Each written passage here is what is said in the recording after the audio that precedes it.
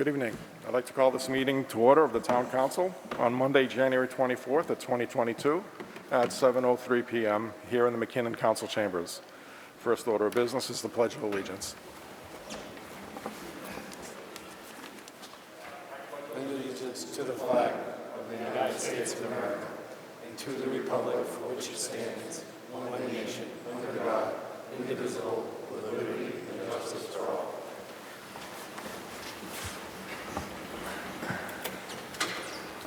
Roll call, please. Councillor Adams. He's excused.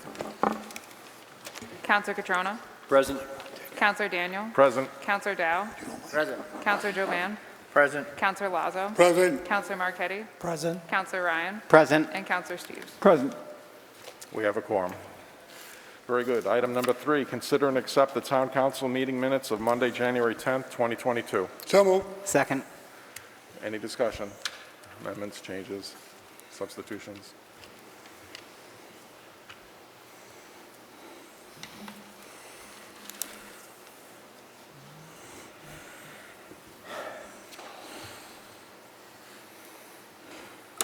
Hearing none. All those in favor?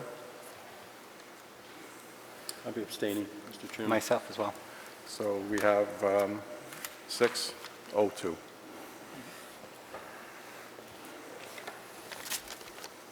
Thanks. Item number 4, subcommittee reports. General Government, Councilor Ryan. Thank you, Mr. Chair. Through you, we have a meeting scheduled for this Thursday at 7 p.m. Currently, it is remote. Very good. Department of Public Works, Councilor Marquetti. Thank you, Mr. Chairman. We held a Dpw Subcommittee meeting on January 19th, 2022 by remote. On the call were subcommittee members myself, Councillor Dow, Councillor Steves, and citizen member Kevin Splain. Also on the call were Councillors Jovan, Catrona, Councillor Vice Chair Adams, and Council Chair Daniel, as well as DPW Director Blakely and Town Manager McCall, and a representative from BSC Group and Ty and Bond. We discussed and voted on items that are on tonight's agenda. Agenda 10, broken stone change order. Agenda 11, Indus seal coating reduction costs. Agenda 12, change in scope with BHB to include a reevaluation of the traffic lights at Main Street and Central Street. Agenda 13, complete streets policy. All votes were 4-0 in favor of sending these items to the council for further action. We also discussed the 75% design plans for West Street review, roadway and layout design, and we discussed issues pertaining to our road improvement program, Marcy Street sidewalks, and an update on replacing the carpets at the town hall. We have not scheduled our next meeting at this time. Thank you. Thank you. Education and Human Services, Councilor Jovan. Thank you, Mr. Chairman. Meeting of the EHS Subcommittee was held on Wednesday, January 19th at 5:30 p.m. via remote participation. Subcommittee members participating were myself, Councilor Catrona, Councilor Ryan, Citizen Member Holly Christo, and Citizen Member James Dyer. Others who were in attendance were Councilors Daniel, Marquetti, and Adams, Town Manager Michael McCall, and Daniel Grabowski. We had one item on the agenda, which was to review discuss this request of Daniel Grabowski to serve on the Southbridge Board of Health. That item is on tonight's agenda, and the meeting was adjourned at 5:37 p.m. I do have one item that just came to my attention this evening, so I'll be scheduling a meeting in the near future. Thank you. Very good. Planning and Development is Councilor Adams. He's absent, but I do know that a meeting was held on Thursday, January 20th, and agenda items 14, 15, and 16 will be addressed this evening as a result of that meeting. Protection of Persons and Property, Councilor Lazo. We have no report at this time and no meeting scheduled, but we did push forward a couple of things to discuss tonight that have been to subcommittee already, and we'll work on them when they come up. Thank you. Very good. Item 5, Chairman's Announcements. I was pleased to be invited to attend the ribbon-cutting ceremony for the new Central Regional Municipal Police Training Center to be housed at the Southbridge Innovation Center last Thursday. The state public safety agencies wish to consolidate and unify training of all police officers in the state. Our premier facility, easily one of the best in the state, offers classroom space, breakout rooms, auditorium space, dining facilities, and housing space.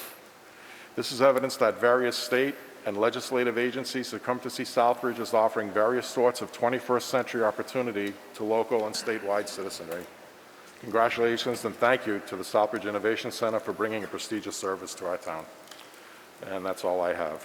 Item number 6, Town Manager's announcements. Good evening, Mr. Chairman, members of the council. Just to dovetail on that, I was pleased as well to be invited to the ribbon cutting ceremony, and just take note that it was the Lieutenant Governor that came for the ribbon cutting ceremony on behalf of the Baker administration, and that is really a tremendous win for the community as well as local law enforcement. And we're hoping, there's already been some discussion through members of P&D and the Southbridge Business Partnership of how we can interact with the MPTC going forward to ensure that they're aware of our local businesses. We had a good turnout that day. Representatives of the Southbridge Business Committee were there. Representative Durant was there, Secretary Reedy, Colonel Mason of the Chief Police, and Chief Ferrulo of the MPTC. Councilors Ryan, Steves, yourself, Mr. Chairman, as well as Councilor Jovan were there, and other members, elected and appointed officials. So it was a really good turnout on behalf of Southbridge and some of our residents. And to have Mr. Norton making these investments and businesses, as well as the state taking notice of this, is really important for us, and I think it helps our economy moving forward, that people will be coming in and out of the community and will hopefully avail themselves of our businesses and our shops and restaurants.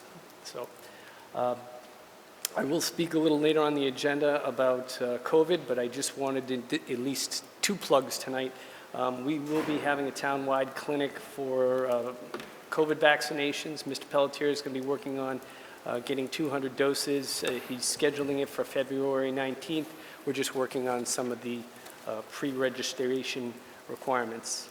I am also, to Councilor Lazo's point earlier, respectfully asking at a later point in the agenda to address an item that came up last week.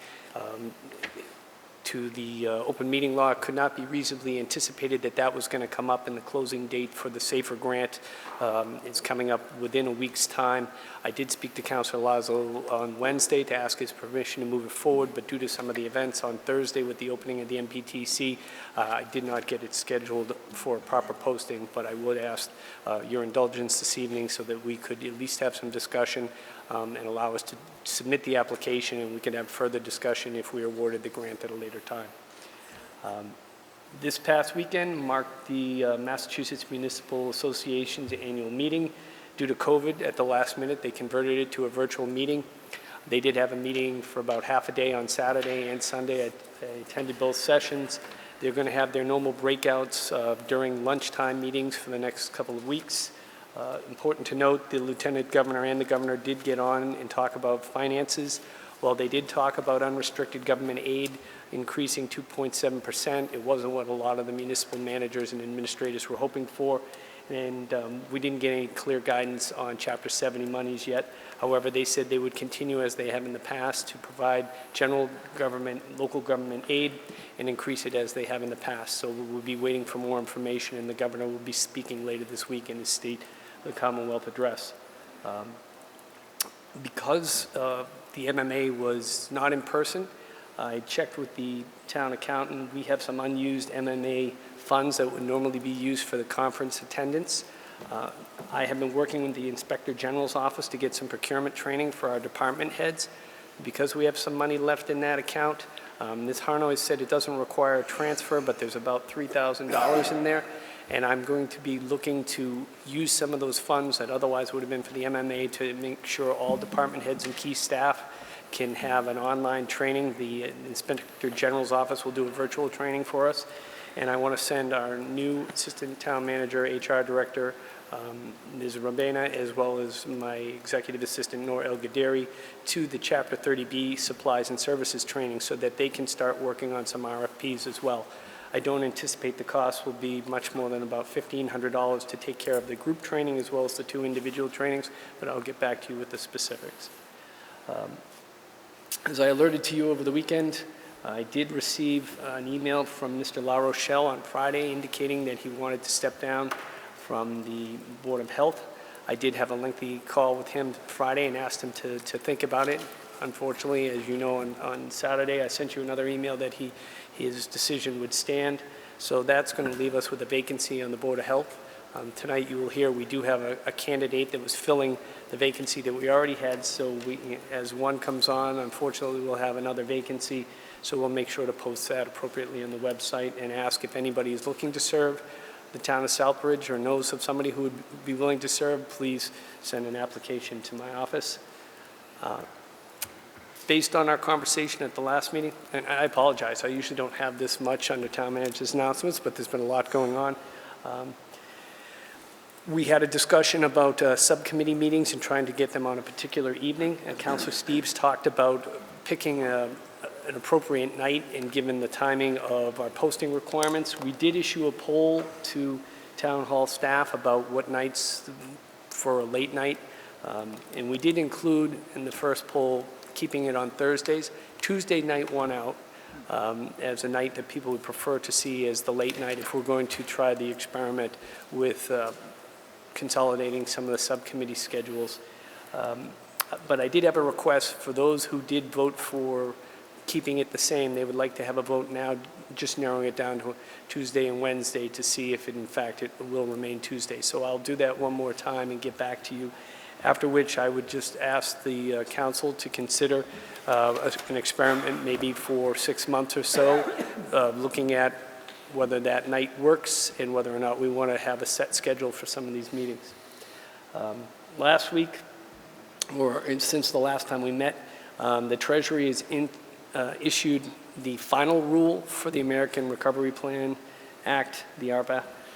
They have now changed some items. They've issued a almost 450-page final rule as well as a 44-page summary. And they had a last-minute webinar on Thursday last week. A lot of town managers and town administrators, finance directors around the state were on the call. I was on the call.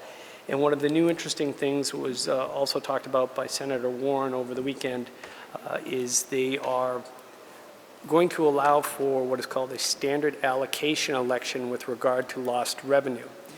Previously, under the interim rule, you would have to actually calculate your lost revenue, and once you did, you could use ARPA monies to replace that lost revenue.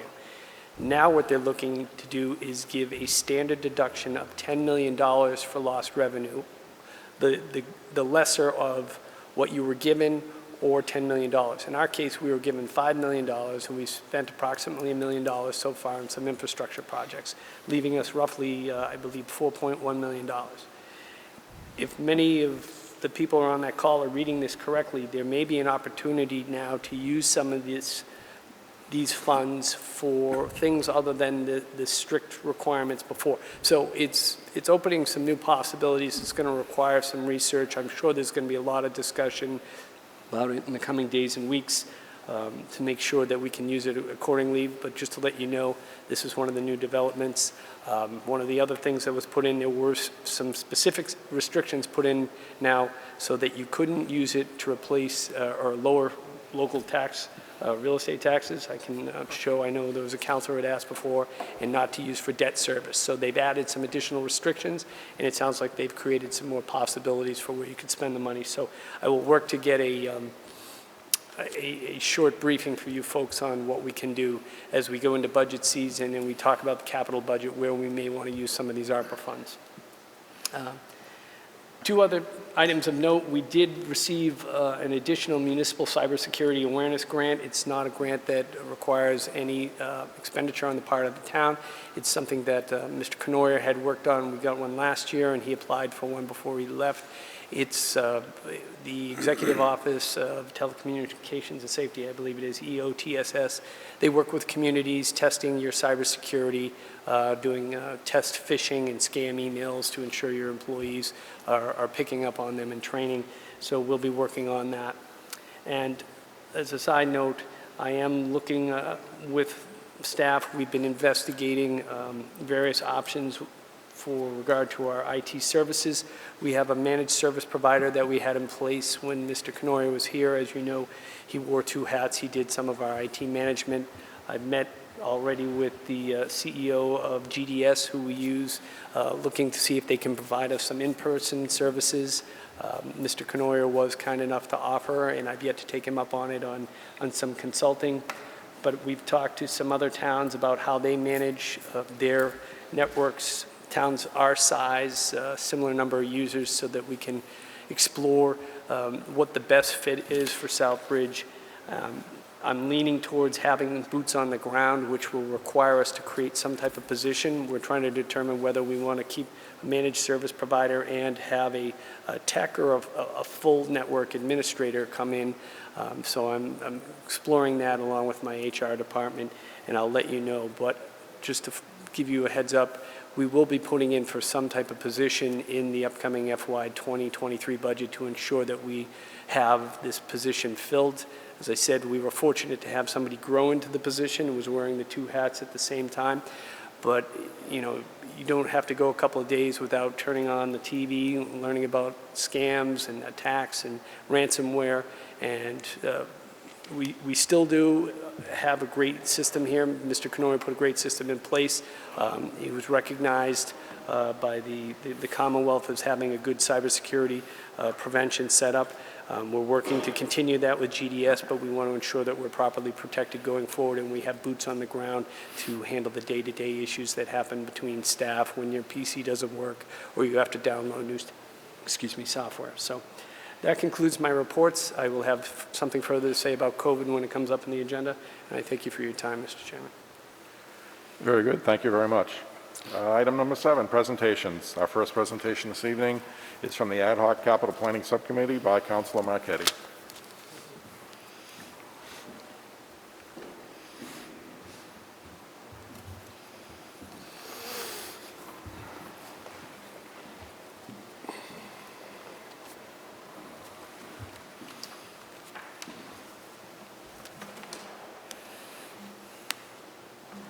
All right. Bear with me for a minute here. I gotta figure out how to use this.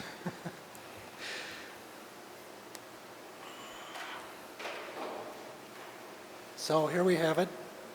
It's up on the screen for you to see it. Can you all hear me? Okay. The Capital Planning Ad Hoc Committee was established July 26, 2021 by the Council Chair. Members of the committee were myself, Councilor Marchetti, as the chair, Councilor Lazo and Councilor Dow, Town Manager Michael McCall, and Finance Director Karen Harnois. The charge of the committee. The primary charge of the Capital Planning Committee is as follows. Work with the Town Manager and Finance Director in an advisory capacity to review the capital improvement planning program and make recommendations to reformat the program to comply with the Southbridge Home Rule Charter, Chapter 10, Section 7. The Southbridge Home Rule Charter, Chapter 10, Financial Provisions and Procedures, Section 7, Capital Improvement Program. I did list it here. I don't think I need to read the whole thing. I'm sure the councilors are all aware of this section of the charter. But this is what we were charged with working on to try and see, working within this to come up with any changes and recommendations for the council. Items of discussion by the committee. Number one, to change the 6-year capital improvement program to a 5-year capital improvement program. Create a complete inventory of town assets using the Munis software, 10,000 or more and having a usable life of at least 5 years. Reformat the capital inventory asset list and capital request forms. Change the town's financial policy, establish a capital stabilization fund, and create a capital planning committee. So number one, change from a 6-year to a 5-year capital improvement program. The discussion was nationally and statewide. Capital plans all have a 5-year projection. The Southbridge Home Rule Charter specifies a 6-year projection, and the reasoning is unknown and really unwarranted. So the committee recommended that the charter be changed to a 5-year capital program.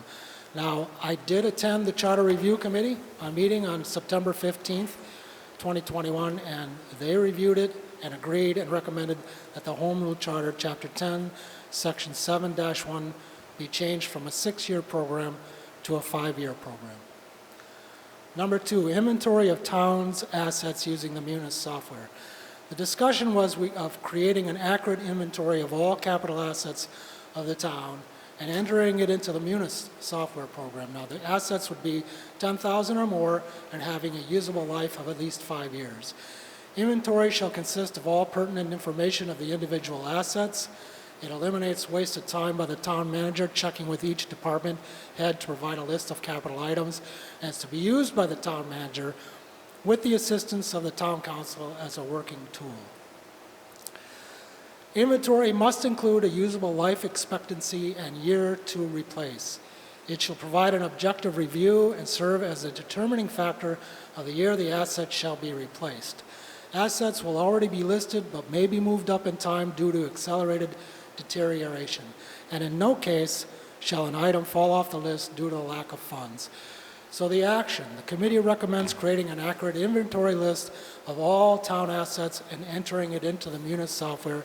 And again, it would be an item that is worth 10,000 or more and having a usable life of at least 5 years.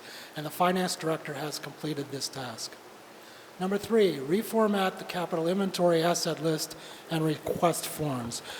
The capital inventory asset list from the state guideline was presented. Our current inventory list of town assets are cumbersome with multiple columns for each funding source and multiple pages of assets for each year. The state sample forms contain the years and funding sources on one page.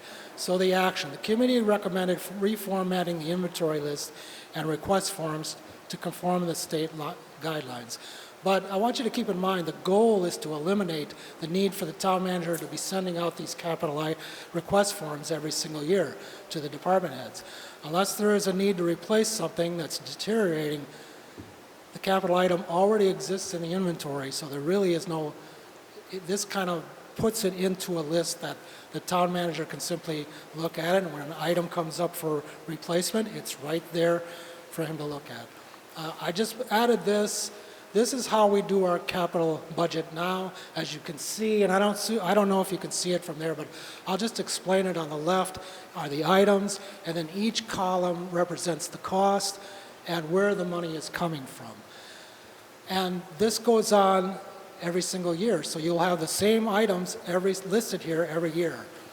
Whereas the state plan, it lists the items, and then each column is the year. And according to the state plan, you would be putting money each year into this budget to pay for the capital asset when it comes time for replacement. And then at the bottom, it shows where the money would be coming from. And this is a sample of a request form, and these are items that the town manager sent to me, and I thought it was a good request form. If he wants to use this format, the committee saw no reason not to use this form. It kind of compacts everything into one capital request form with a picture of the item, a description, the cost, and how it's going to be funded. And then once that is done, it goes into an inventory list with the items, the year, the make, the model, the condition, the year purchased, and the year to be replaced. So I thought this was a pretty good format for the town manager to use. The committee saw no reason why not to use this format. But again, I just want to repeat, hopefully by planning the way we're doing it, the way we are suggesting this, there will be no need for us to continuously ask for department heads to submit their capital items every single year. It will already be in the list. So number 4, financial policy. We did have a discussion about the town's financial policy, and it was a policy that was established and adopted by the town council on June 10th, 2013. According to Directive Policy number 3, capital policy, in order to maintain and improve its infrastructure, facilities, and equipment, the town should seek to make annual capital expenditures, inclusive of debt service, equal to at least 7.5% to 8% of the operating budget. The town manager proposed no changes, and the committee made no recommendations. Number 5, establish a capital stabilization fund. Now, I consider this one of the best ideas that the committee came up with. It was the creation of a capital stabilization fund. It would centralize all capital activity and include all capital expenditures. Payments for all types of capital debt service, capital purchases and repairs. It would serve as a depository for the accumulation of budget funding, and all fundings would be in one location. So here are some potential revenue sources: a percentage of the budget, a portion of CDBG, grant applications, special grants, grants from school assistance bureaus, portion of Chapter 90 funds, sale of town-owned property, return of unused capital projects funds, dedication of a percentage of all marijuana revenue, percentage of free cash, existing stabilization, landfill royalty account, and solar money. And the committee recommended creating a capital stabilization fund. At the last meeting, Mr. Town Manager, I asked for an update on all the funds that we have available out there, and this is exactly why, because what we would want to know is how much do we have in these various funds that are sitting idly or have not been used that could go into a capital stabilization fund. Just as an example, the real estate fund, we sold the school, we're turning it into the apartments. Money from a school should go into the school to helping for capital budgets at the school, in my opinion. So, and I just wanted to note here, per state law, 2/3 vote of the council is needed to establish this fund and to change its purpose. A majority of the vote is needed to put the money into the fund, 2/3 vote needed to take the money out. And 2/3 vote of the council is needed to dedicate a revenue stream to this fund. And number 6, create a capital planning committee. Many communities establish capital planning committees to review, discuss, and set priorities. Some of the potential members of such a committee would be a town councilor, a town accountant and/or town treasurer, a school business director, a local business leader, a general contractor, a person with experience in vehicle and heavier equipment repair, and a person with experience in street repair and replacement and management. The committee made no recommendations on this idea. So, and finally, how the plan works. It is crucial to the entire plan that the inventory asset includes an objective, usable life, and year to replace or repair. Once the life and year to replace has been established, the asset is placed under the corresponding year in the 5-year CIP. For an example, if an asset is listed in 2023 and has a usable life of 5 years, the asset would be placed under the 2028 CIP. So the remaining issues at this point would be replacement costs and source of funding.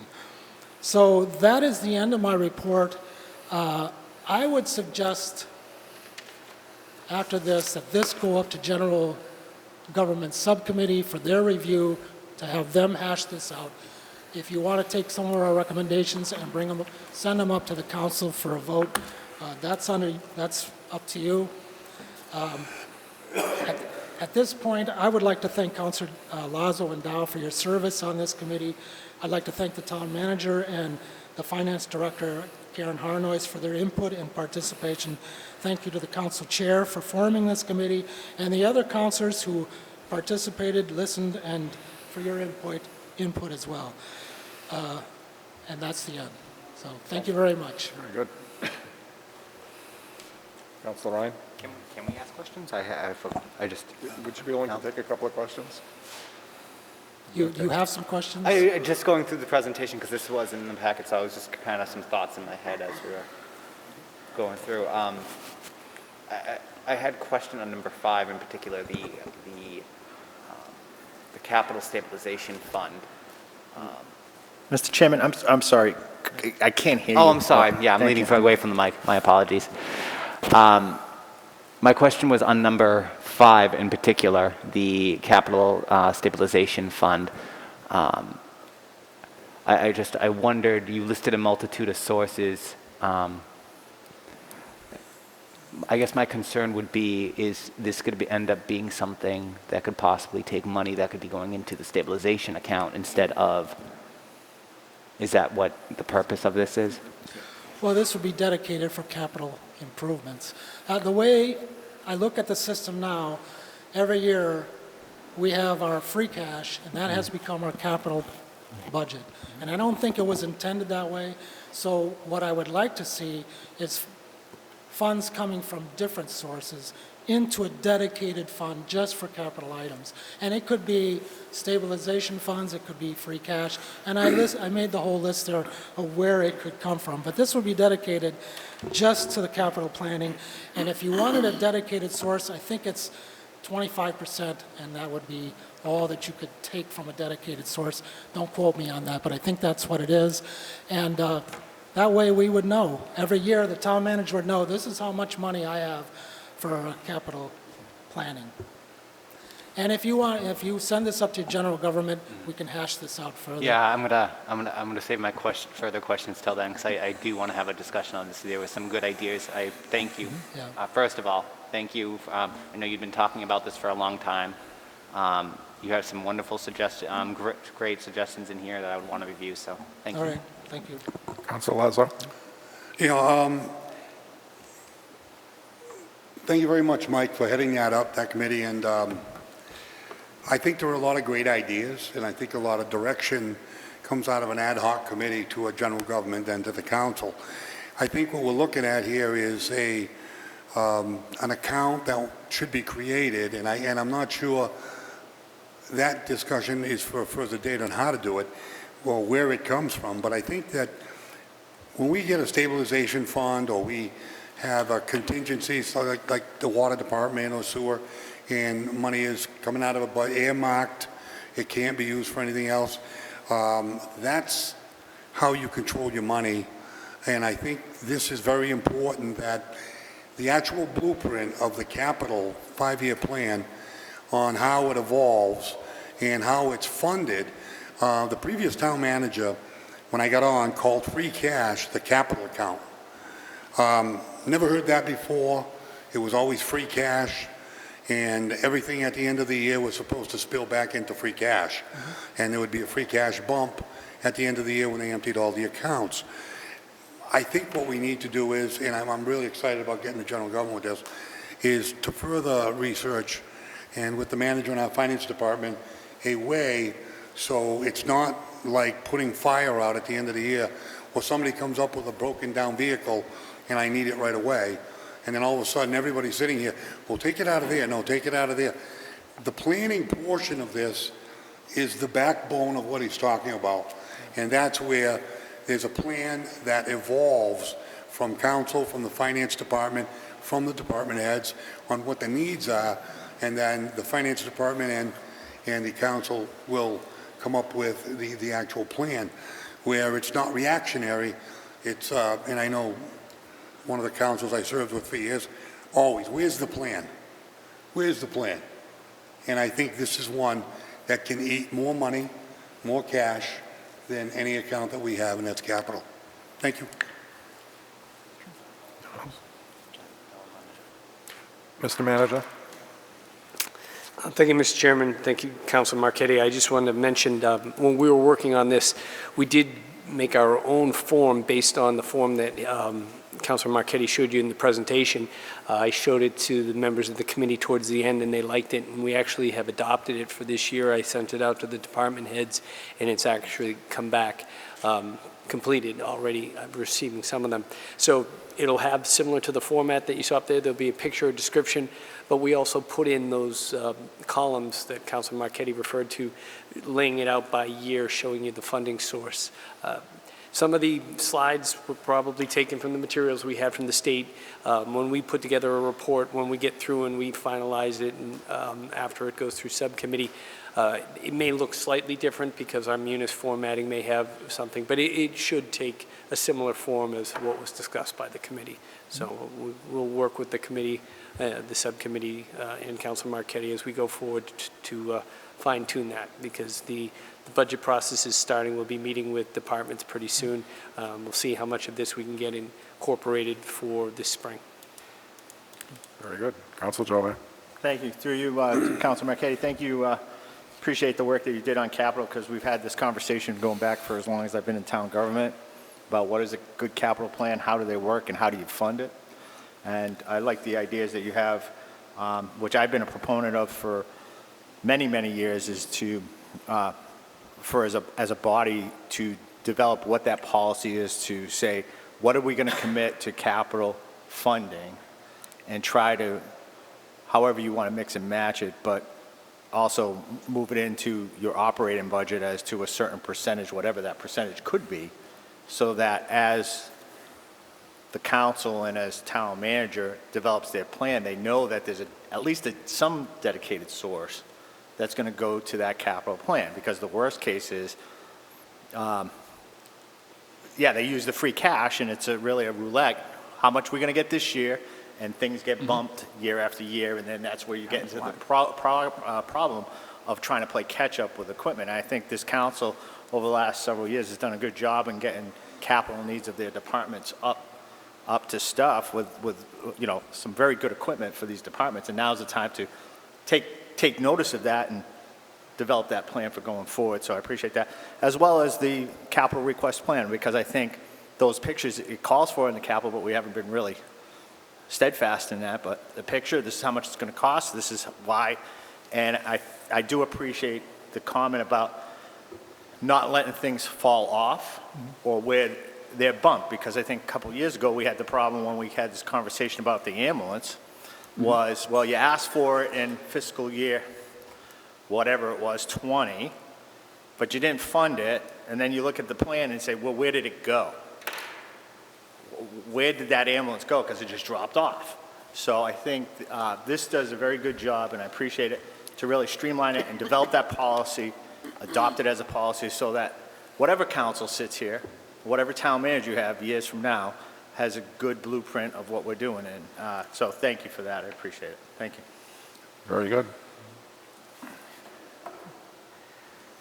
Okay, Councilor Marquetti, thank you very much. Thank you. I also would like to thank Councilors Marquetti, Dow, and Laszlo, as well as Ms. Harnoy and Mr. McCall for their work on the committee.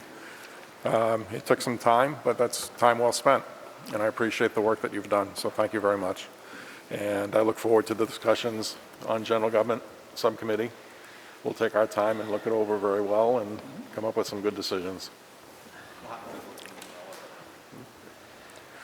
Second presentation for this evening is a cable update by Jim Cosgrove and a member of the Council of the Cable Committee, Ms. Clements.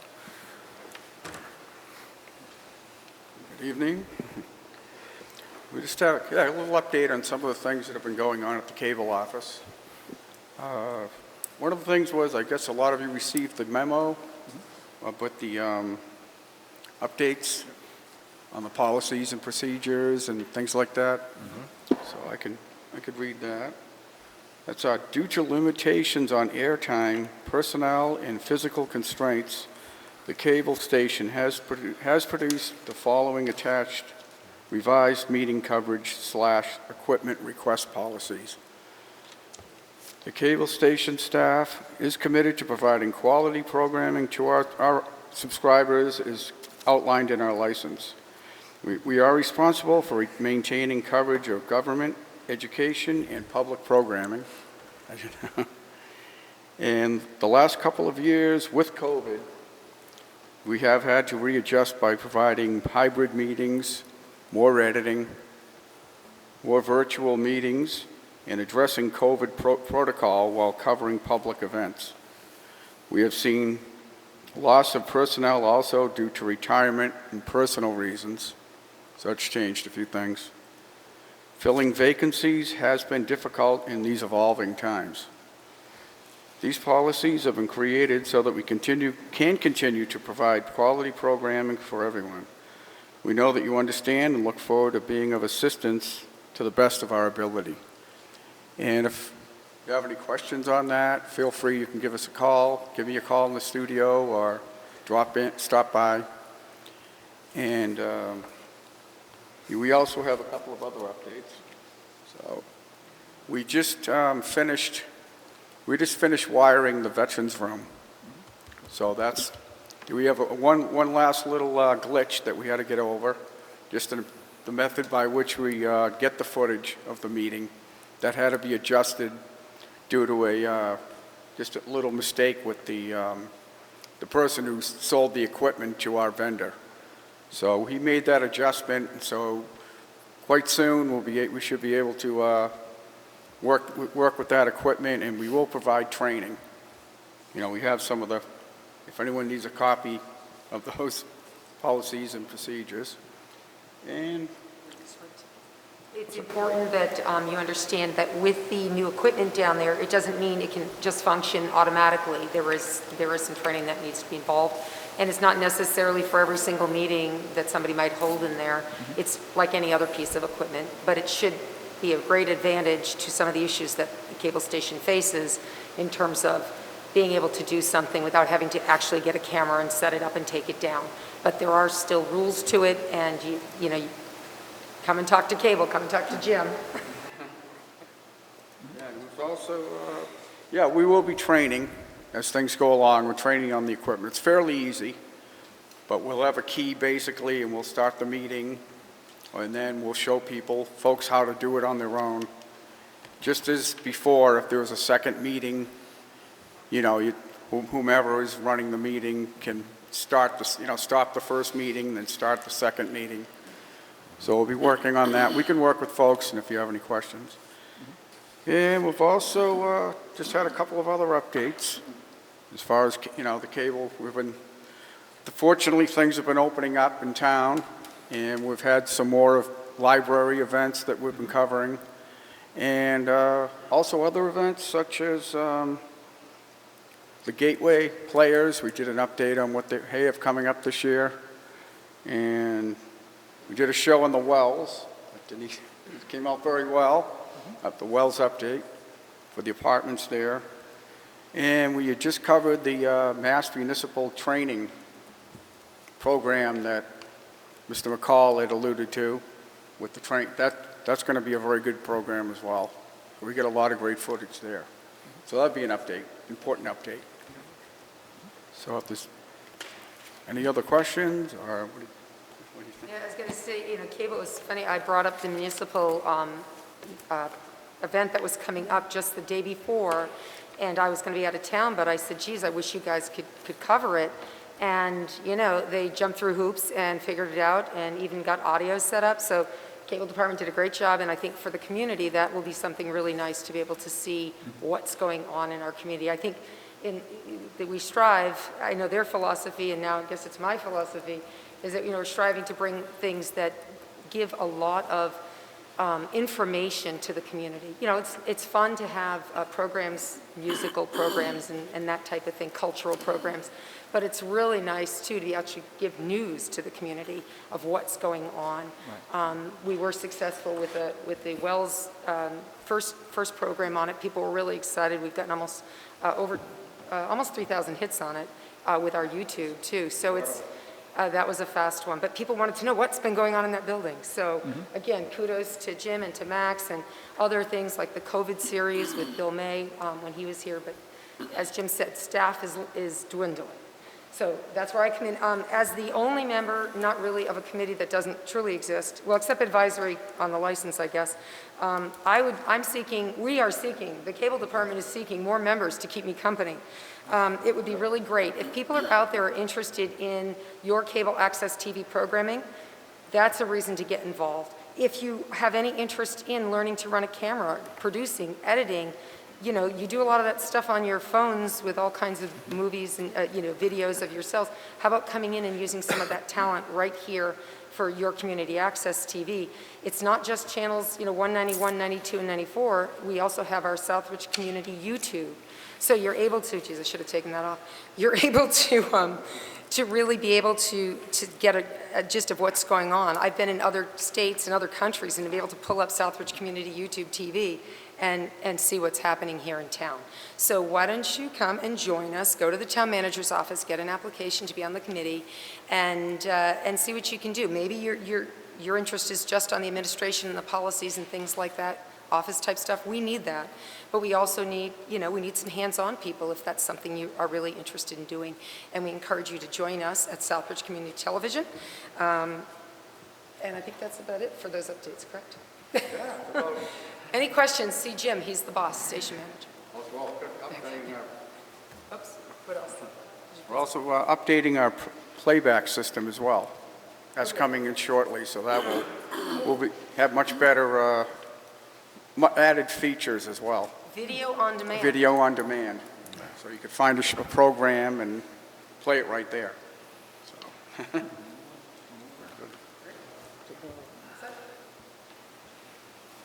Okay, thank you very much. Thank you. Very good. As you can see, there's a lot happening with our cable office, and they're very valuable, and I appreciate the work that they do for us, and I hope the townspeople continue to take advantage of the fine work that they do. Agenda item number 8, Citizens Forum. Is there any citizen that would like to address the council on an item not on tonight's agenda? Okay, I'm back, sorry. Denise Clements, 128 Country Club Place, citizen. I am calling in regard to an agenda item that you had last week in terms of curbside pickup. I'm calling. I'm here. What can I say? To speak to you on that, I'm excited that there's a lot of work done, great presentation. I thank Councilor Adams and the crew. But I am very concerned about some of what I heard in terms of the potential for payment. I realized that last meeting you were just discussing the hauler situation, but I've done some research too. When I heard that you wanted to run us over our tax base, in terms of the value of a person's home as to how much you paid, I felt that was just very inadequate and not, I hate to use the word fair, but let's pay for trash because we use trash. So I did some research, and most communities, or I won't say most, I can't say that because I didn't look at all of them, but a lot of communities out there, it's a fee-based program. It's not optional. When you're in a community, you have residential property, you have to pay your fees. If you choose not to use that container, I guess that would be your business. But places like Dunstable, $300 a year, Medway, $250 a year, East Bridgewater, $400, Easton, $360, Gardner, $58 a quarter, you can do the math, Pembroke, $170 billed twice a year. Let's see, somebody else. Okay, so those are some of the ones. A lot of these will also offer extra containers for, if you want the extra container, you pay extra money, obviously. It is a pay by unit, not a pay by property. Therefore, actually, one of the other communities, Melrose, Melrose, they do 6 units or fewer, but it's $50 per unit per quarter. And it's only fair that whoever's making the trash pay for the trash. I used to have 5 children. I have 5 children. They used to all live at home. And yeah, we had plenty of trash. But now there's only a few people living in my house, sometimes 1 bag, maybe 2 a week. Should my home, whose value might be more than a 3-family at times, pay more trash than what I'm seeing on the streets every time I go down the streets of Southbridge on trash day? Overflowing containers in a multifamily property. Why am I going to pay for that? Why are you, individual homeowners, seniors, going to pay a higher rate because your home, because you maintained it and you kept it up and you did the right thing? Why is your home going to pay more for somebody else's trash? Citizens, I urge you to let your counselors know how you feel about this. This is wrong to say. I realize it hasn't been put in stone and there are other options to be considered. I strongly hope you consider a fee-based situation per residential unit that cannot be waived, and that there is other options that could go with that, additional toters, as we've said, or bags. Some communities also offer the 45-gallon bags that say $3 a bag. Therefore, your bag has to go alongside your container. There are combination programs, pay as you throw, as well as curbside fee pickup. You need to look into some of the way you can charge the people who are making the trash. That might encourage them to recycle more or to bring their own bags and containers to stores, as a lot of you tell us we should be doing, so that we can reduce what we have in our trash every week. So I'm again, seriously asking this community out there, a lot of people don't let things be heard. They don't come up to this podium. They are afraid to speak their mind, except maybe at the coffee shop. You need to let your government know that you're not willing to pay for other people's trash. There it is. I hope you will take that to heart and will do more research. And I will also make a statement that I do not believe in the analogy that it is like paying taxes for education, because we all know that we need to make sure that our children are taken care of. And when we sign up and buy property, we know that a portion of our property tax goes to education, and rightly so. That's the next generations of this world, of our country and beyond. So I don't have a problem with my taxes going to education, even though I never used the public school system. And, now I don't have children in school, grandchildren, I have grandchildren in school.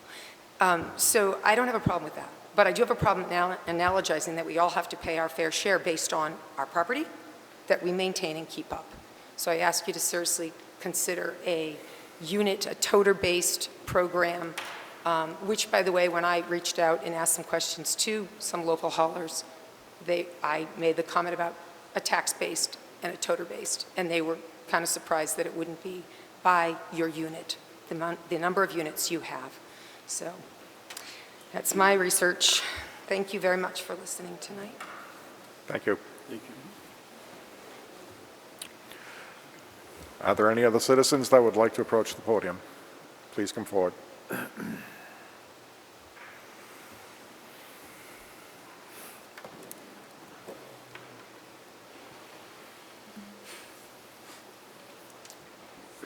Donald Solinsky, Henry Street. That woman makes a great point. Shouldn't pay for other people's trash. After my remarks on January 10th, Councilor Lazo came to the Point of order, podium Mr. Chairman. and accused me of lying. Just a Mr. second, Chairman? just a second, please. Go ahead, Council Lazo. The point of order is, he has the ability to speak at citizens forum, but not attack the council or councilors. I'm just stating facts. Councilor Lazo came to the podium and accused me of lying. That's slander and defamation. He never gives specifics or details or evidence about what it is I'm lying about, other than my shirt. He is fixated on a shirt. I had this shirt made the day after the majority of this town council voted to kill my dog. It's very telling that all of you had no idea what happened to my beautiful dog after you cast your votes in favor of death. Did you all enjoy the power that was in your hands that night? The power of life and death over a beautiful animal? Did all of you enjoy that power that was in your hands that night? My life has been filled with tragic periods, but that dog that you so callously voted to kill gave me so much support and structure that allowed me to continue to turn my life around. However, as I said, this shirt signifies the spirit of what would happen to my dog if left to the recommendations of the ACO and the majority of the town council. So I asked you, Mr. Lazo, what did I say at the hearing meeting that was, quote, a bold-faced lie, unquote? Your dog's not dead. Well, That's a bold-faced lie. I never said Now that. you got your answer. I never said that. Childish. You can't even let me speak. Well, I'm speaking on facts. Fact number one is that the majority of the council voted to kill my dog. Fact Point of order, Mr. Chairman. I just want it for the record. This council never took a vote to kill his dog. Thank you. The vote was to remove the dog from his possession No, to the vote was- public. the vote was Mr. to kill the Solinsky, dog. we never took a vote to kill the dog. Yes, you did. We never took a vote to euthanize that dog. Yes, you did. No, we didn't. Mr. Chairman, through you to the town manager, did this council ever take a vote to euthanize that dog? The short answer, I do not believe so. My recollection is it was a vote to endorse the recommendations of the ACO, one of which was if she could not place the dog and had no other recourse based on, I believe maybe statute, that she would euthanize the dog. But she never euthanized the dog because she found placement for the dog. That's my recollection. Mr. Chairman, I just want to, for the record, because Mr. Zelinsky just said, he has the floor. Yes, he does. The purpose of citizens forum is to allow citizens to address this council for anything not on the agenda. However, I feel as a council, we've listened to Mr. Zelinski very clearly for the last 3 months come and slander this council and throw innuendos that we did something that we never took a vote for. So I think it is incumbent at this point that we do have an opportunity to respond to this citizen. I gladly give him the floor. I've sat here quiet for the last 2 months. As chairman of the council at that time, we took serious action. I feel strongly that this council did everything compassionately to this individual. He's telling me to shut up now. I will shut up. That's Point not of order, appropriate. Mr. Chairman. That's not appropriate. Mr. Chairman, I just think that at this point, I gladly yield the floor to Mr. Zelinski, but state facts, okay? I'm sorry that he could not take the recommendation of the council at the first opportunity where we gave him the benefit of the doubt I'm getting on to an that. extended hearing, I'm and getting then to he that. chose not to follow that. That's like the kid getting caught with a candy, hand in the candy dish. Yeah, He all got right. caught. All right. Thank you, Mr. Chairman. Yeah. Can I speak? Yes, you may. However, as I said, this shirt signifies the spirit of what would have happened to my dog if left to the recommendation of the ACO. So I ask you, Mr. Lazo, what did I say at the last meeting that was, quote, a bold-faced lie? You asking me a question? Well, I'm speaking Go on look in facts. the mirror. Fact number one is that the majority of the councilors voted to go by the ACO's recommendation to kill my dog. Fact number two is that the ACO said, quote, she has tried really hard and her only recommendation is to bring him to a vet and have final services performed on this dog, unquote. Think about how she worded that statement. Final services? As if all of a sudden she's thinking about the value of Vegas's life. Now she wants to show empathy all of a sudden. Fact number three is that the ACO refused to speak to a rescue organization about helping my dog when they offered assistance multiple times. Fact number four is that I had to get an attorney to implement the rescue organization's offer to the ACO to place my dog. Fact number five is that I had to sign a 5-page agreement with severe stipulations. As a matter of fact, when the town voted that I had no right to my dog. Let's think about that for a minute. At that point, I no longer had any legal authority over the dog, right? But the town makes me sign a ridiculous, I'm sorry.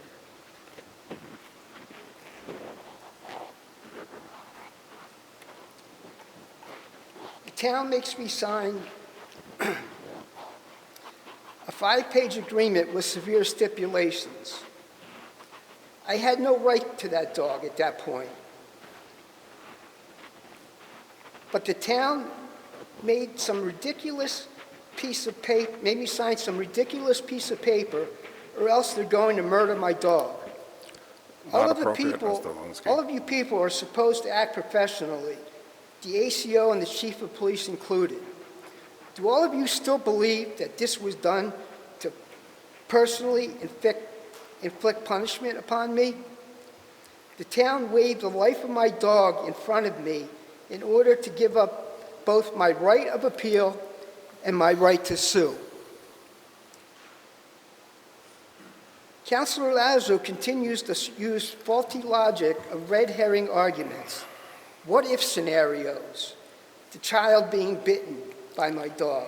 What if? What if? What if, with no logic of what really happened? The temporary choking incident that my dog experienced, instead, he states, and I quote, if you violate law and you unmuzzle a dog in a child's recreation area, it's just not right.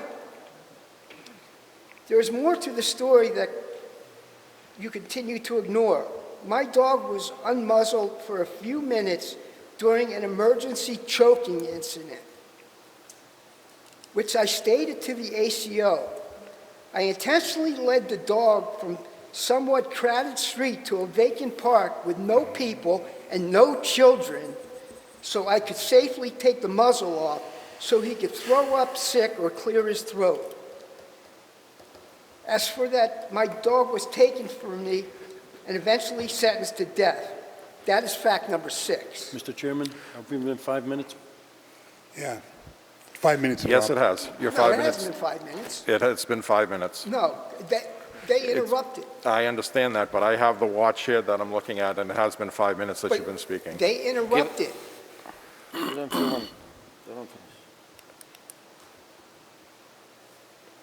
you. I would make a motion to let him speak. In addition, we do it for everyone else, let him speak. And I think the council should just stop interrupting the guy, let him speak.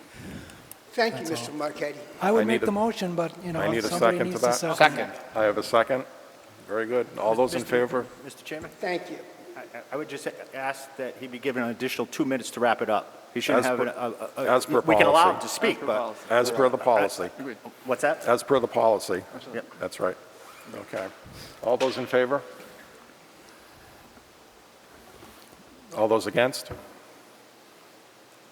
Motion passes. Mr. Zelinski, you have 2 more minutes. And Councilor Joven continued to reference the 4-hour meeting back in January 2021, as if I never speak of it or the citizens do not know of it. I have spoken of it in detail, and I have thanked the council several times for their time and consideration, just as I have spoken to the fact that Councilor Adams for taking the time to visit my dog. Councilor Joven, when you were chair of the June 2021 meeting regarding my accused violation of taking the muzzle off my dog, you opened referencing the amount of time spent on this January 4-hour meeting. You referenced it during the meeting and closed with it, strongly suggesting that this matter has been exhausted and time to move on to the punishment phase.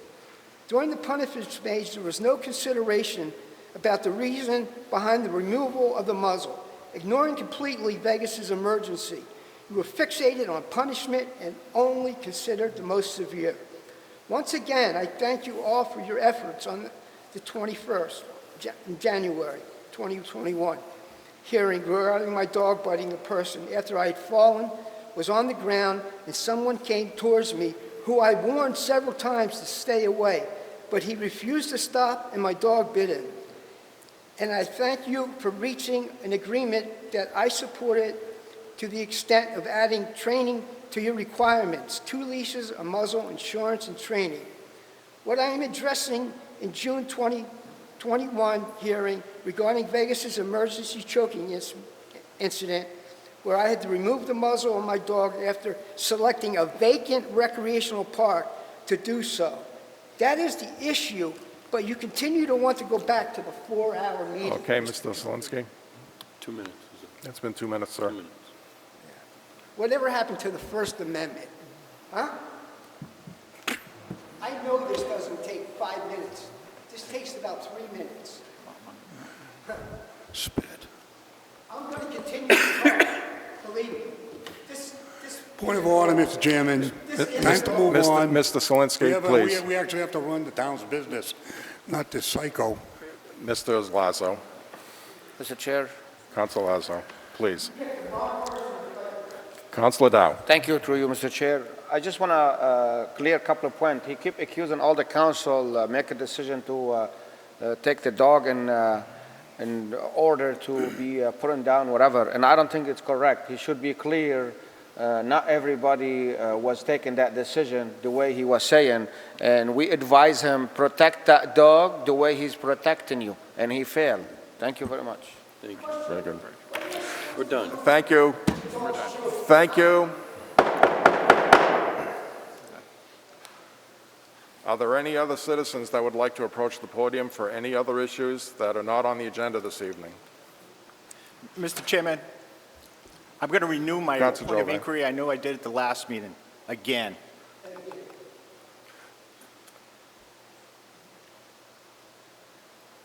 I request that this council put on the next agenda a discussion piece on the Zelinski matter to be held in this chamber so that us as councilors can respond and articulate what the order was that was issued to Mr. Zelinski on January 29th, I believe, 2001, by hand delivery to Mr. Donald Zelinski, in which we determined that the dog was a nuisance and not a dangerous dog, and that we gave ample time so that we as a council can put on the record and dispute some of the allegations that are present in this conversation.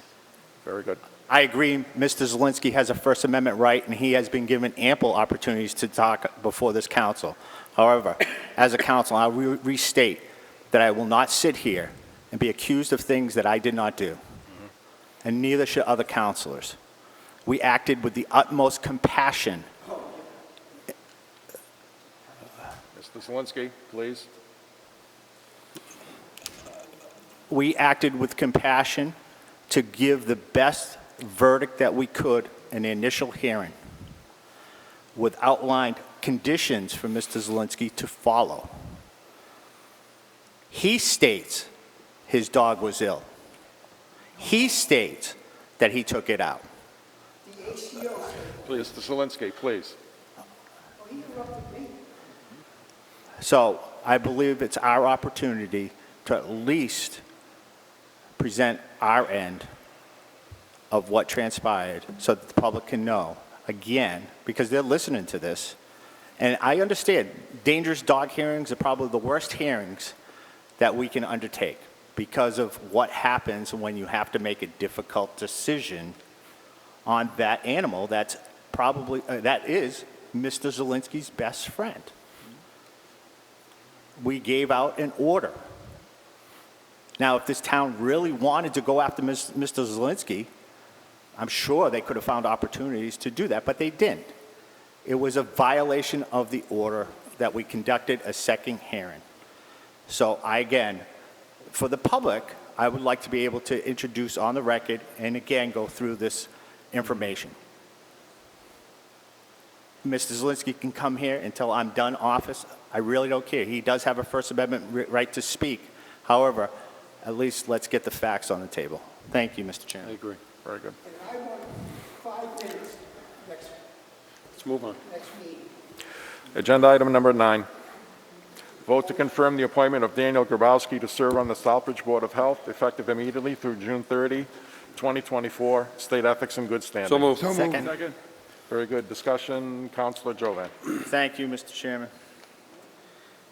Mr. Grabowski put in an application to serve on the Southbridge Board of Health for a vacancy that has been open for a long period of time. Hopefully, we can find another individual. Mr. Chairman, can we ask the people that are sitting in the back that are speaking if they want to take it to the hallway? Because I can hear them, and it's difficult to hear everything. Thank Point you. taken. Would the audience please refrain from speaking? Mr. Grabowski came forward to serve on the Board of Health. He came before the committee. He was recommended by the town manager. I'll defer to the town manager if he has any other words to say. Mr. Grabowski is here to introduce himself to council, and he was recommended on a 5-0 vote. Thank you. Very good. Any discussion? Mr. Town Manager? Just to piggyback on Councilor Jovan's comments, as you do know, we had an opening and now we have another one because Mr. La Rochelle has stepped down. It's an important board in this community. Mr. Grabowski had contacted me last year. He was serving for the town on the Airport Commission. He's expressed a willingness and a desire to step up and help out with the Board of Health.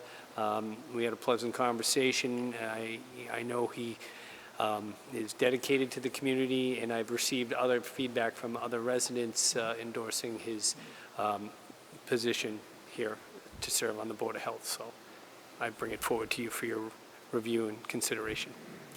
Very good. Thank you. Councilor Catrona. Thank you, Mr. Chair. Through you, I'll certainly be supporting the nomination this evening of Mr. Grabowski. Just as something that has been mentioned a couple times now this evening, there is another vacancy. We did lose Roland LaRochelle from the Board of Health, a very good man, great with hazmat training and an asset to the Board of Health. So there is another opening out there. I wish Mr. LaRochelle the best, and I certainly look forward to this appointment this evening. Thank you. Very good, Councilor Marquetti. Thank you, Mr. Chairman, through you. Does Mr. Grabowski have any experience in the healthcare field or anything to do with Board of Health issues? Defer to town manager. I did talk to him about that. He does not, I don't believe his training is directly on point, but it's more desire to ensure that there's adequate representation on the board and to bring his own personal knowledge and experience. Mr. Grabowski is here. Mr. Chairman, he might be able to answer some of those questions better than I can relative to his background and experience and qualifications. Very good. Mr. Grabowski, would you like to approach the podium? Mr. Chairman, if I could, I'd just like to say, I'm sure Mr. Grabowski will have a good learning curve and would dedicate seriously. It's not like we have a lot of people banging down the door for this open position, and I respect the previous speaker's question on that. However, I am grateful that we have an individual that wishes to step forward to serve on this committee. Thank you, Mr. Chairman. Councilor Lazo. Just a short, I too want to thank Roland LaRochelle. Outstanding Board of Health gentleman with all his experience. Sad to see him go. The gentleman that's in front of us right now is Dan Grabowski, a great citizen, volunteer. I know he works up at the airport with the Airport Commission. He's worked with the decorating, with a lot of volunteer work with the town, with the Christmas decorations. When anybody ever calls on Dan Grabowski, he's always there for you. I think the question of the previous speaker is valid. When someone says, what experience does he have? At the same time, to what Jack Jovan said, we're looking for people to fill these things. I'm a firm believer in some cases that you can appoint somebody and they can learn the position, much like Planning Board, Board of Health, ZBA, Conservation.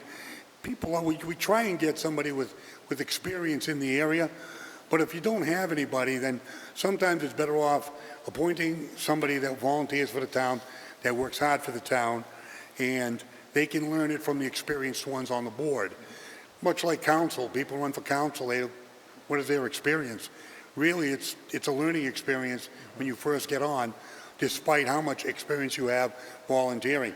So I think there's a learning curve to this, but I think that I'm going to be supporting Dan Grabowski.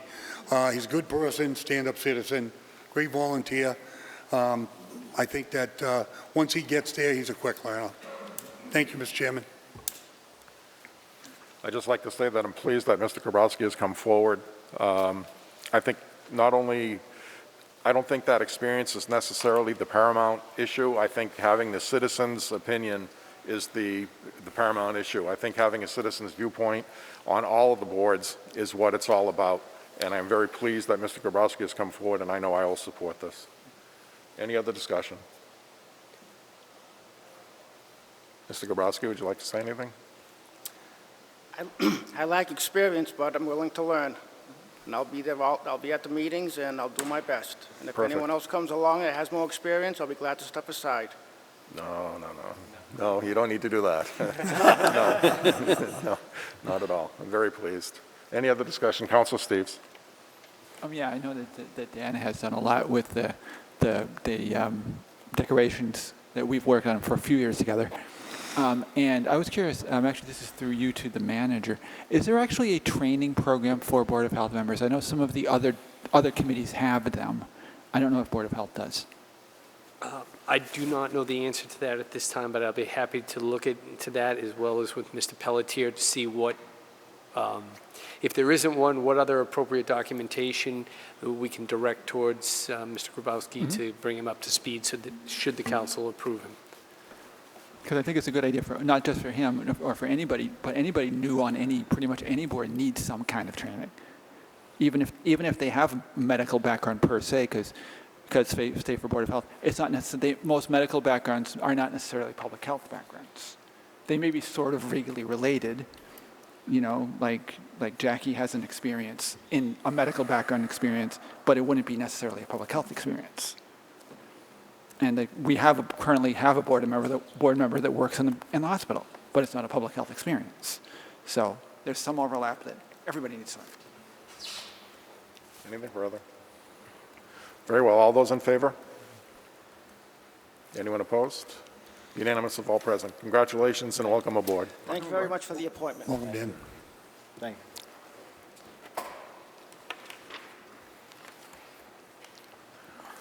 Item number 10, vote to approve change order number 2 with Massachusetts Broken Stone for $80,086.67 and extending the contract completion date by 2 days to reflect the last day of work, funding from project 64843, road paving construct and reconstruct, and allow the town manager to sign any related documents. So moved. Second. Very good. Councilor Marquetti. Thank you, Mr. Chairman. This was unanimous to send it up to the town council for review. Thank you. Very good. Any discussion? Very well. All those in favor? Anyone opposed? Very good. Unanimous of all present.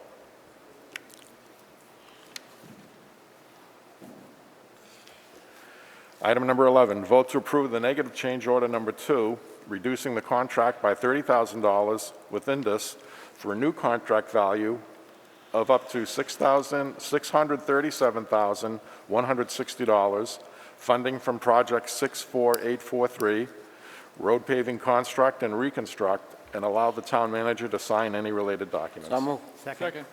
Councilor Marquetti. Thank you, Mr. Chairman. Again, this was unanimous to send it up to council for review. Very good. Any discussion? I think that maybe if Heather wants to explain this one, it'd be a good idea. I'll just quickly explain. This is a negative change order so that we stay under the 1.5 million that was authorized for the reconstruction of the roads. I did provide you a summary table. I believe you got an overall summary table to show where the money went.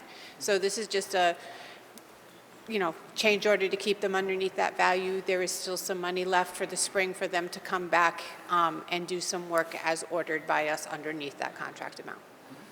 Very good. Anyone else? Councilor Catrona. Quickly, Mr. Chairman, thank you. Through you to the DPW Director. That's the summary. Is this a summary that you're referring to? Yes. Okay. I see on here that the contractor has that there's 2 costs of amounts incurred for the contractor. And I was on the subcommittee meeting, and then I read some of the supporting documentation afterwards. Were these voted on? Were these bids that were submitted? Yes. So Indus was a bid. That's for the crack ceiling. This is the one we're voting on right now. Mass Broken Stone was a bid. Mr. Piappi was, the first item was an item for an emergency operation so that we could get the road widened. The second one were quotes that we received for rental of piece of equipment. The third was the police, which is basically by bid. By contract. So Mr. Piappi did bid on these? No, he didn't bid on the top 2. Okay. He did provide a quote. The widening of the road was done kind of almost in an emergency situation because we needed to do it so we could get the work done. Thank you. Any further discussion? Very well. All those in favor? Opposed? I see 1. Okay, 7-1. Motion passes. Item number 12, vote to approve the change in scope with VHB for review of the intersection of Main Street and Elm Central Street. There is no additional cost associated with this change in scope, and allow the town manager to sign any related documents. So moved. Second.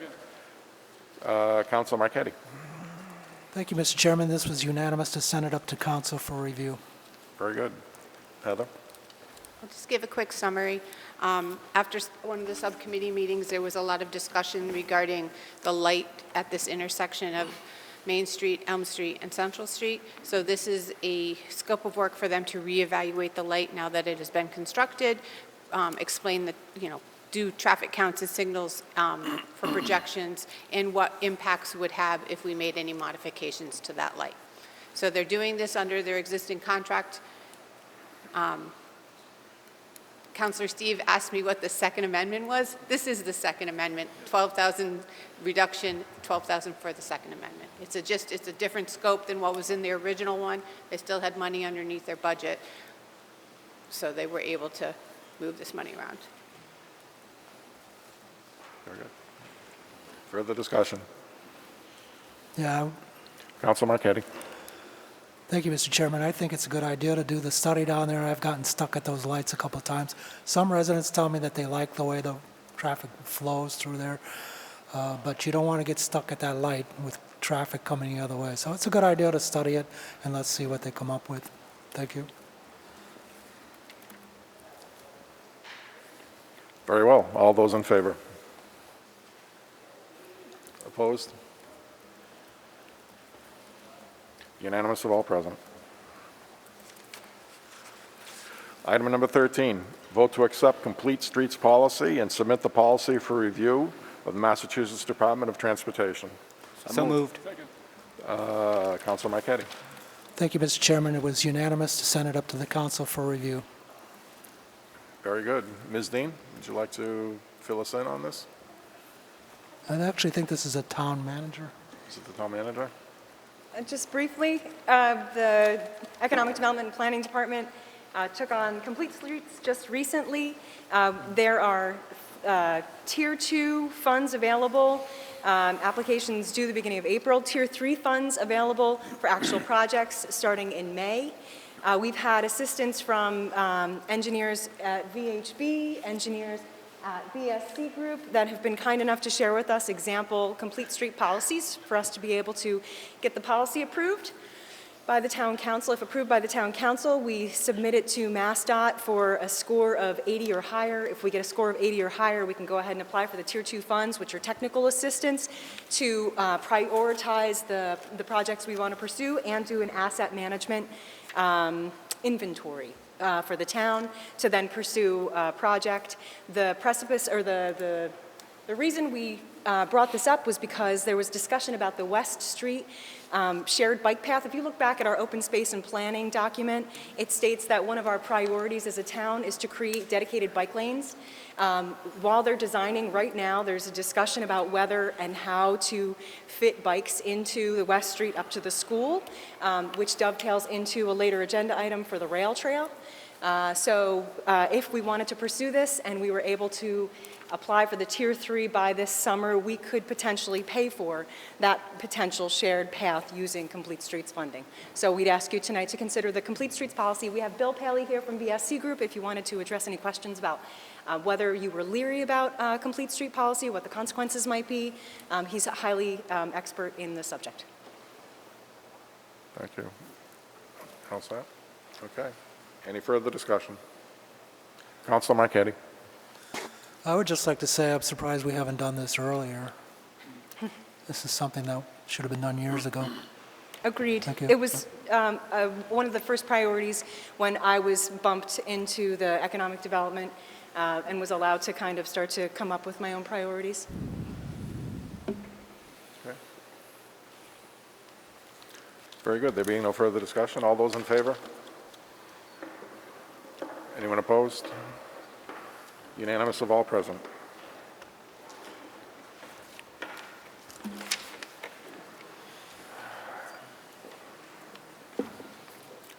Item number 14, vote to approve change order number 1 to J.H. Lynch's Shared Streets construction contract to deduct $23,876.40 and extend completion to May 15, 2022, and allow the town manager to sign all related documents. I'll move. Second. Mr. Manager, I believe? Could you Do please repeat you that? need to add to this, or should I go straight to Ms. Dean? What happened to Ms. Dean?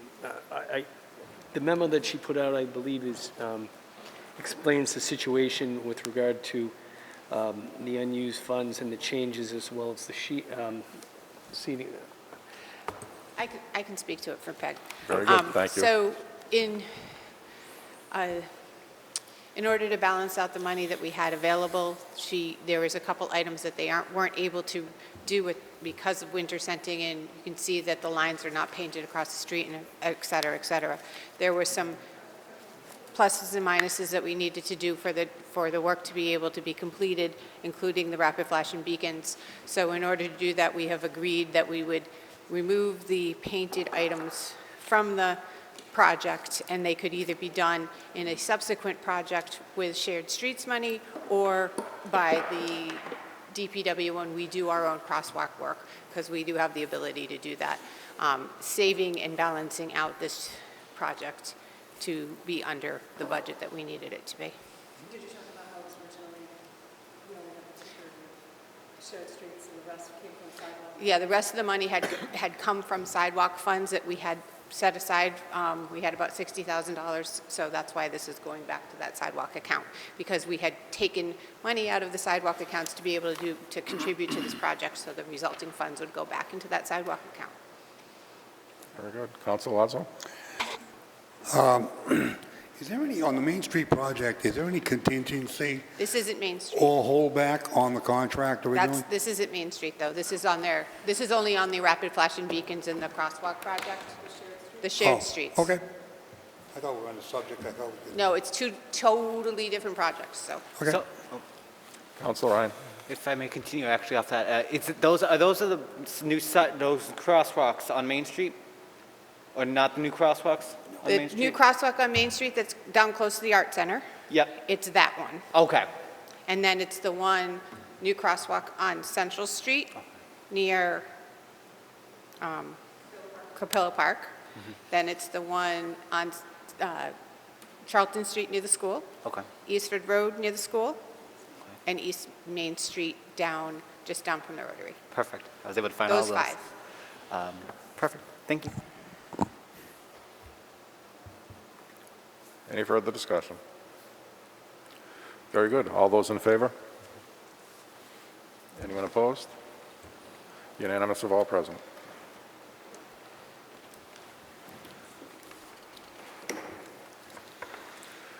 Item number 15, vote to approve application for the Economic Development Administration's EDA Travel, Tourism, and Outdoor Recreation Grant for up to $5,600,000 for design and construction of the Quinnebog Valley Rail Trail from Dudley to Sturbridge, and approve the town manager to sign a letter of intent to enter in a lease agreement with Mass DOT should funds be secured contingent on the town adopting the DEP's best management practices for controlling exposure to soil during the development of rail trails when designing the rail trail, and allow the town manager to sign any related documents. So moved. Second. Very good. Ms. Dean. Thank you, Council Chair. I have with me tonight BSC Group consultants Jeff Vassar and Bill Paley. I also have with us tonight Tim Clinton, who works for Fuss & O'Neill, hired by CMRPC as the contracted Brownfields site assessment consultant.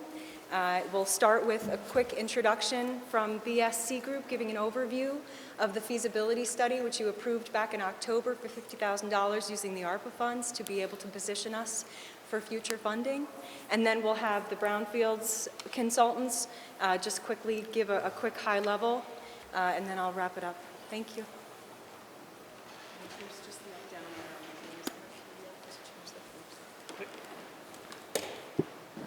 Good evening. Thank you, Peg. Thank you, council members. Oops, excuse me. Again, I'm Jeff Vassar with the BSC Group out of Worcester, and I want to give just a brief overview of what we've done for the feasibility study for your rail trail going through town. This is a presentation we made to the Planning and Development Subcommittee last week to inform them about the grant possibility. So I'm going to run through this relatively quickly, certainly happy to go back if you have any questions. And what we want to talk about is, again, the contents of the feasibility study, which looked at how the trail could be aligned from Douglas all the way up to the Westville Dam area and make that a, excuse me, a consistent connection. We looked at it segment by segment. I'm not going to go through those in great detail, but you'll see me flipping through them to highlight a couple key points that are relevant to the grant. and obviously a summary of the costs also, and what the whole grant program is intended to support. And I just want to reinforce that PEG had identified this grant program as part of this larger ARPA funding program approved by the federal government, and it seemed to be a perfect match for your segment of the rail trail. But to make it a competitive grant application, she took the step to move forward with a feasibility study, which we're happy to work with her and the rest of the town on this particular study. So as we all know, the rail trail would connect Dudley to Sturbridge along the old rail line, which goes from Dudley up to Crane Street, and that's where the rail line stopped. And then from there, it would connect on up to the Westville Dam area. So we're looking at how all those connections would be made. And this project, as you know, has been talked about for years and years and years. And it's great that there's now an opportunity here to move this forward through this Economic Development Grant Administration grant is one possibility, but this feasibility study could be used for any type of grant application. It's not specific to that one grant program. One thing that's important to stress in the feasibility study is how it supports the different goals of the EDA Recreation and Tourism Grant, and that is that it's part of a larger regional trail system, which the Quinebaug Valley Rail Trail would be, as we mentioned, connecting to Dudley, to Sturbridge, and those communities connect to other communities. Most importantly, how it helps your local community, and that is, as you know, it goes right through downtown, so it would bring certainly interest in people into the downtown area. It parallels 131 and the big wide McDonald's shopping plaza area, so it helps bring people close to that. It's also a major recreation asset for the community, and another thing the ARPA funds are trying to support is healthy living initiatives, so certainly an opportunity to get people outdoor in the fresh air, hiking, walking, biking, etc. along this trail would fit into that criteria.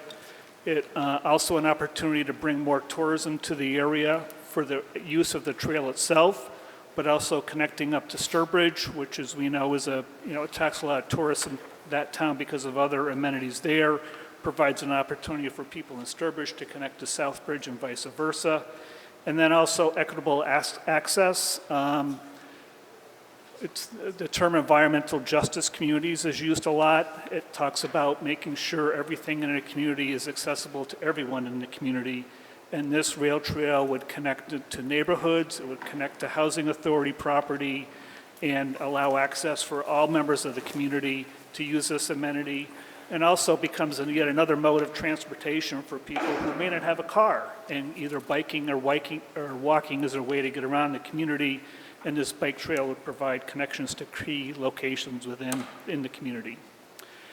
And this is what I'm going to go through very quickly. This is an overall map, Sturbridge in the upper left, Dudley in the lower right. The entire length is about 5 miles of this trail. It was deemed to be feasible to use the entire old rail bed for the trail connection, and that would be for about 80% of the trail length. And then the other 20%, again from Crane Street up to Westville, would be on road, and we looked at a couple options for that. All of them seem feasible. We have a preferred alignment, and as was talked about earlier, West Street would be part of that connection. So there's been a lot of coordination and cooperation amongst all all town departments on this. This is what I'm going to go through quickly, but just so you know, in the feasibility study, we looked at each segment of the trail, and in a red line showed the preferred alignment, and in this case up by Westville Dam, which is the land area colored in the bluish, and then connecting through the West Street School area, which is in green. There is an existing trail there that would be upgraded and provide that connection. And then moving on down West Street, and then up over to River Street. Again, the red line indicates the most feasible and the preferred route. In some areas, we've shown other lines, which in this case is blue along the river, which may be another alternative. It might be more pleasant to walk along the river there, but in either case, it's certainly a feasible connection to make. And then we go along River to Crane, and we connect to the old rail bed here along Crane by the optical museum, And as we looked at the feasibility of this trail, we also looked at places where people could get on and off the trail, people could come and park and get on the trail. And along Crane Street here, the land area is wide enough there, as you can see in blue, that it could provide parking so people could drive here and get on a bike and walk and bike in either direction, up or down the rail trail. From Crane, we then go through the middle of town by the old train depot.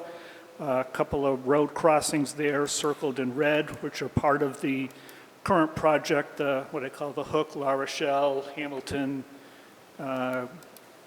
Central Street connection here, that whole intersection reworking, already accounted for a trail coming through in that area. So that's great that that already been thought of, and this trail would connect to that.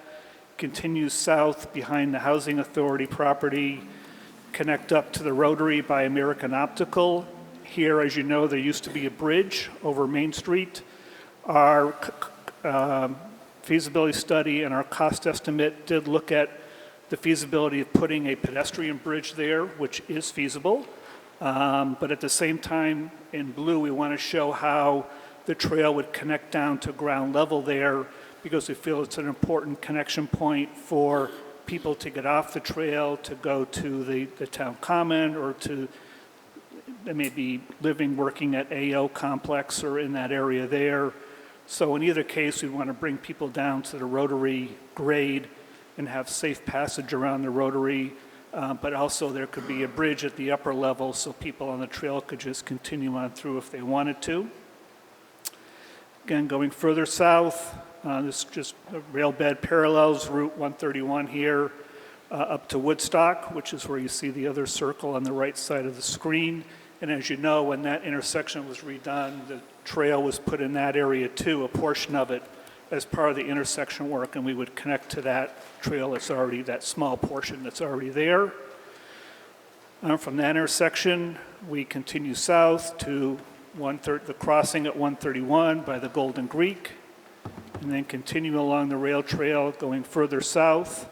And in this area here, the feasibility study did acknowledge that we're now in an area where there's environmentally, I wouldn't call it sensitive, but regulated areas due to the wetlands, the river, resources such as that. So certainly we understand there are permitting requirements associated with that, but none of them are unusual. Certainly think it's feasible to upgrade the trail in that area there and meet all the environmental requirements that would be necessary through filing of permits, primarily with the Conservation Commission, but there may be some other ones at the state level, and we're taking all that into account. And then we just continue along the rail bed further south to the Dudley line, which is at the far right here. And if you've been down that area, you know once you enter Dudley, there is a path there now that connects to a trailhead where there's parking and wayfinding signage behind an older industrial building in Dudley there. So that's a very quick tour of the rail trail. But again, it all comes with a cost, and we've done a preliminary cost estimate, and it comes up to about $5.1 million for estimated construction cost, and about industry standards, about 10% of that overall cost to pay for the cost of design, permitting, surveying, et cetera. So it's about a $5.6 million project. And within the $5 million construction cost, just so you know, we've taken a conservative approach. So if there were some options on materials, we've estimated the higher end cost so that during design, which would be a community process, there may be some give and take on some items. Maybe some of the costs come down, so we've tried to estimate on the higher side to be safe.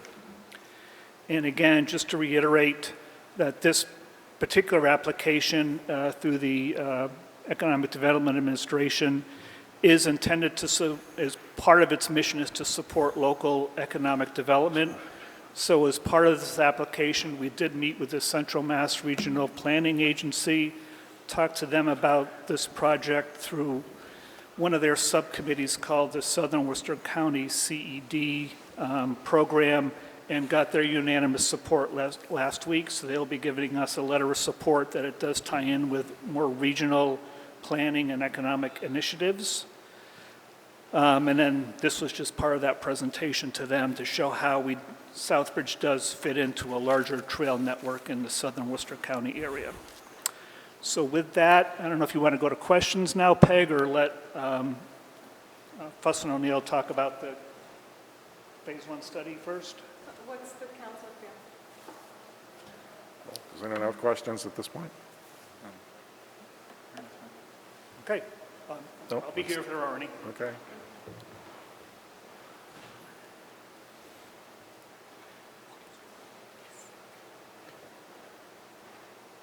Daughter, excuse me.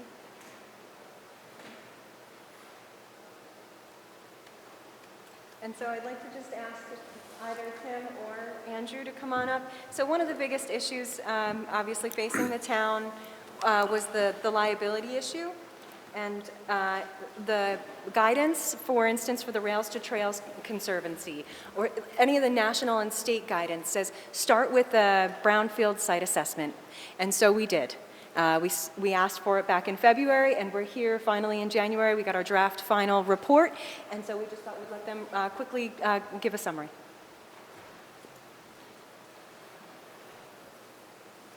Good evening. I'm Tim Clinton. I'm with Fuss and O'Neill Engineers.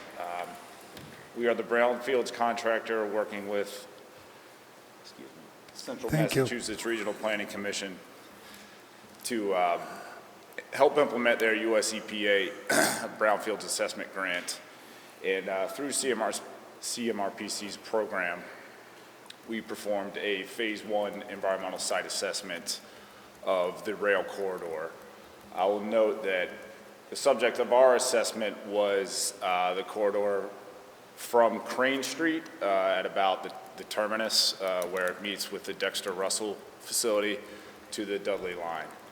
And just to give you a little bit of an idea of what a Phase 1 environmental site assessment is, the overall objective is to identify what are called recognized environmental conditions, which in layman's terms are conditions that are indicative of a likely release of contamination to the environment. And so we do this through historical research, interviews, a site inspection, looking at state, local, federal environmental databases. There is no physical sampling of water or soil or anything like that. It's strictly kind of a qualitative review of the history of the site to find any recognized environmental concerns.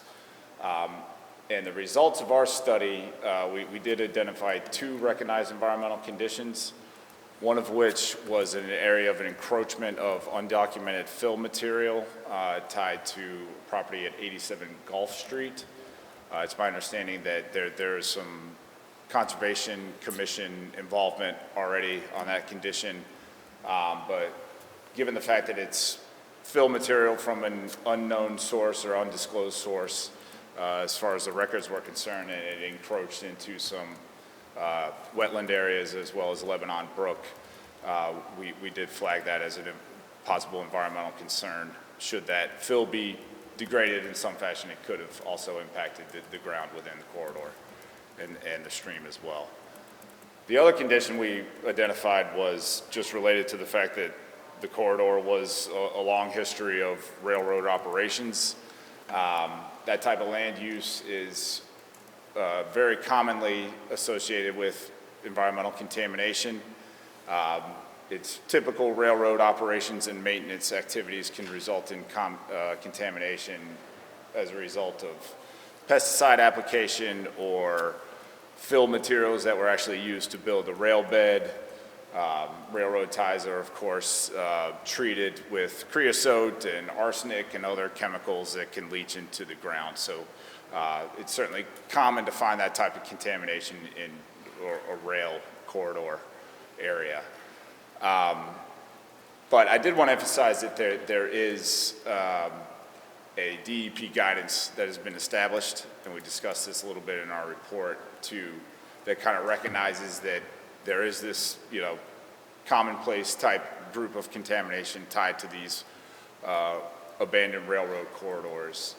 And DEP has come up with a series of best management practices that can be applied during before, during, and after construction to kind of mitigate any possible risk associated with, you know, that typical background condition that comes along with this land use.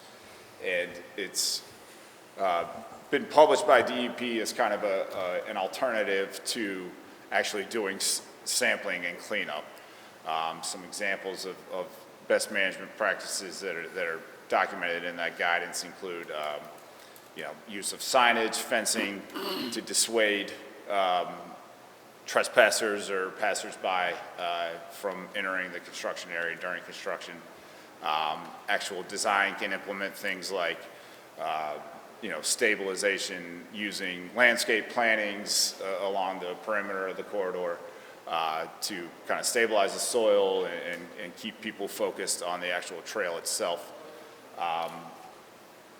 And then, of course, the trail itself can serve as kind of a cap to act as a barrier between, you know, users of the trail and any sort of residual contamination that might exist below the surface. So, you know, that sort of precedent is in place for these types of conversions, so that's definitely a key to kind of mitigate or lower any risk, you know, that might be come by way of the contamination that is likely present in the corridor, given its site history. So that's kind of the big picture conclusions of our Phase 1 site assessment. I'd be glad to answer any questions. Council Lazo. I'm sure that, well, have you done other brownfields inspections to other riverbeds? I mean, rail beds? I mean, are you familiar? I mean, the scary part is the lease. They seem to put all the liability onto the town for all hazardous problems on the rail bed. Okay. I have done work for other municipalities that have had us look at rail trails for this exact purpose. Okay. I like the idea of the rail trail. I'm in favor of a rail trail. Do you think there are going to be under the riverbed, under the rail bed? I mean, have you found anything in the past, things like something outrageous, or has it been common, the same stuff? I would say it's fairly common, and a lot of times, you know, I mean, we live in an industrialized area. A lot of times the industry built up around the rail corridor, so it's very common to see industrial land use all around these corridors in Southbridge and other towns throughout the Commonwealth. So I wouldn't say that anything that, you know, we saw in our study was necessarily, you know, atypical of other communities where we've done similar work. I mean, I will point out that there were two documented releases of contamination that actually, you know, went into the corridor. They were both addressed and closed out in accordance with the DEP regulations. One of them was a plume of deep groundwater contamination, and by deep I mean like 20 plus feet below ground, that was actually sourced from the former manufactured gas plant, Southbridge MGP facility on Foster Street. And that release was discovered, I believe, in the mid to late 90s. And, you know, after a series of assessments and cleanups and risk assessments and things of that nature, it was closed out under the state regulations. So while it's there, I wouldn't say it's really a concern for the proposed reuse, and it's deep, so, you know, there's no real exposure possibility unless you're 30 feet down, and it was pretty low level as well. Yeah, my thing is I'm trying to get comfortable with the agreement, with the lease agreement, where if we sign this lease agreement, or if it's already been done, we own all the responsibilities. And moving forward, if, like, there were a lot of residents that brought it up saying, well, if we do the rail trail, something happens, is that right away hit the tax rate, we have to pay for all the cleanup. What was this, in other words, I'm looking for an example of a bad situation on a rail trail. What's the worst case scenario if we get locked into this lease that they've put forward? Tim, you actually don't have to answer that if you don't want to. We also have on site Bill Haley, who has examples from contaminated sites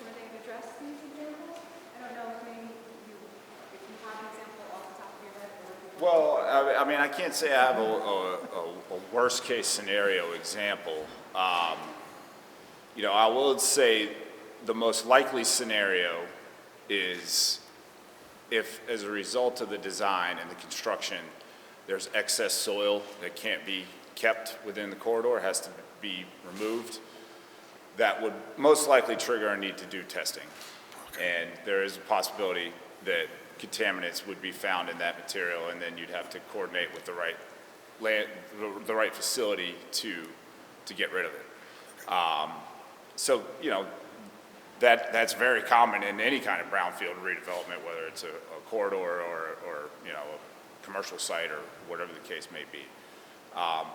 So, you know, in my discussions with the team is, you know, the recommendation should be to try and keep as much soil within the corridor as possible, kind of do the design with an eye towards minimizing excess soil that you would later have to get rid of. Thank you. Councilor Steves? There is also a contingency within the budget for dirty dirt. And so, you know, you presume contamination, you mitigate from the start, doing as much, this is funded, capping the entire thing with asphalt. There may not be the need to asphalt the entire thing. They may be able to sift the dirt, pack the dirt, and then use stone dust on top for certain sections, especially on the favorites like Dudley into the town where it was initially designed for stone dust. But should they find dirt that they need to remove, there are contingencies in the budget for that. Councilor Steves has some questions. You might have just answered this question, actually. But to clarify, does the DEP requirements for these kinds of properties, do they require us to use pavement, or under what circumstances can we use stone dust, or something else that's less expensive? And so, Tim, if you want, you can have a seat. Sure. I appreciate everyone contributing. I think actually this might be appropriate more for Bill, if you wouldn't mind. And so Bill was the one who designed the feasibility study for us. He has 20 years of experience in designing rail trails and came at this. I had said, cap the whole thing, do what you have to, whatever that cost is to be able to meet those DEP standards to ensure your liability. So if the logic is, I'm scared of a $3 million cleanup, let's pay whatever we need to on the front end to make sure, if that means it's a $5 million rail trail. In the end, I was told we don't have to do all of the sections, so maybe you could speak to that. Hi there. DEP doesn't require that you have to use asphalt. Okay. There are other mediums that you can use. There are other ways to cap it. So it really depends on the level of contaminants that are there. There are also ways to reclaim the material there and put a layer of gravel over that, and then use a porous pavement or a porous type surface or asphalt. So there are different ways number of ways that we can cap the trail and make it safe. Okay. So, I mean, as Tim said, this trail is typical of what you would find on a rail corridor. So the whole premise behind Mass DEP is to really, if it's low-level contaminants like we would see on this corridor, is really just prevent people from being on it or touching it. Yeah. So if it's a certain level, you can use it in the shoulders. You can use it on a project recently. We took a number of material and as Peg said, we screened it. We didn't have to test it, but the town decided to test it regardless, just so they wanted to make sure that they did the due diligence. Mm-hmm. It turned out there were levels that were below state standard, well below. And so then we used it as on the shoulders. We also spread it into the woods, loamed and seeded that. So we could have used it as the rail bed, but we decided to leave most of it there, mm-hmm. let sleeping dogs lie, if you will, and then we just basically paved it. Town could have used a porous pavement. Town could have left it the way it was, as gravel. So, I don't know, I was telling Peg the other day, I've had a chance to walk this entire trail, mm-hmm. and Mass DEP, as Tim said, they look for clear signs of contamination, obvious signs, and I didn't see any of that. Something that said, oh my gosh, we got to take care of this right away. So it's very different than what happened before. And so I have confidence that there are a number of ways and methods means and methods that Mass DOT has through pay items, special provisions that can handle and mitigate every portion of this trail. And we can find a way to deal with it. And the goal really is to keep it on site, so you don't have to haul it away. Okay. So I hope that's helpful. So if I could just step in, I'm sorry, is this someone's, is this yours? Okay, so of the major issues that came about with the rail trail, you know, the first one was, I should correct from the Planning and Development Subcommittee meeting, one of the reasons the town was reluctant back in 2019 to go forward with the lease was rightfully so. You were protecting the town's liability based on that circumstance. It was based on the MassDOT submittals, which were well beyond what was acceptable. From what I understand, they were onerous. This circumstance is different. We will not be held to the MassDOT submittal standards. We will not be held to the Federal Highway Administration standards. The EDA funds go through local approval, and so it would be through our Conservation Commission that we would be designing it. However, we would want to use the DEP best management practices for the soil on the rail beds, which would probably exceed whatever the local standards might even be, to ensure we're protecting then the liability on the tail end. And so I apologize, I didn't make that clearer in the P&D subcommittee meeting. What I did say during that subcommittee meeting was I felt like the town was not given clear advice at that time from the town manager. It should have probably been an opportunity to review the lease and get an up-down vote. You should probably not have been given the opportunity for negotiation, because unfortunately, what's a known fact is that these are not negotiable contracts. And so if you'd gone into it knowing, okay, it's not negotiable, what are our alternatives, you might have come up with a different approach at that time. So here you are today, 2 years later. I hope that we've done enough homework for you to be able to fairly consider the circumstances for this EDA grant one-time opportunity for funding. Councilor Catrona. Thank you, Mr. Chairman. Through you, I'd like to thank Peg and her team. I know I've been a cheerleader of the rail trail for 2 years. Thank Councilor Adams for bringing this forward as well. I think the scary part of this, I think, is what took place at the DPW. And I think that brings back memories because it's costly for us, and it continues to be. We ask all the time for economic development in this town. Here it is. And I think the rail trail will help us with that. It'll help to promote more businesses to come into town, hopefully. And I think yourself and with what you've created with the rail trail, should it go forward, I think it would benefit the town. As the town manager stated at a meeting when he first came on board, and I don't mean to put words in your mouth, he thinks he was in favor of the rail trail and bringing economic development to this town. So here we have it, and I just think it's good that we go forward. Thank you. Very good. I have a long list of councilors. Councilor Steves. Oh, thank you. Just to double back with just for the sake of the liability issue, you highlighted in your documents here, if I can find it again. I'm sorry, if I can find that quote here. And I just wanted to clarify how this works here. You've got a note here saying, where'd it go? Sorry.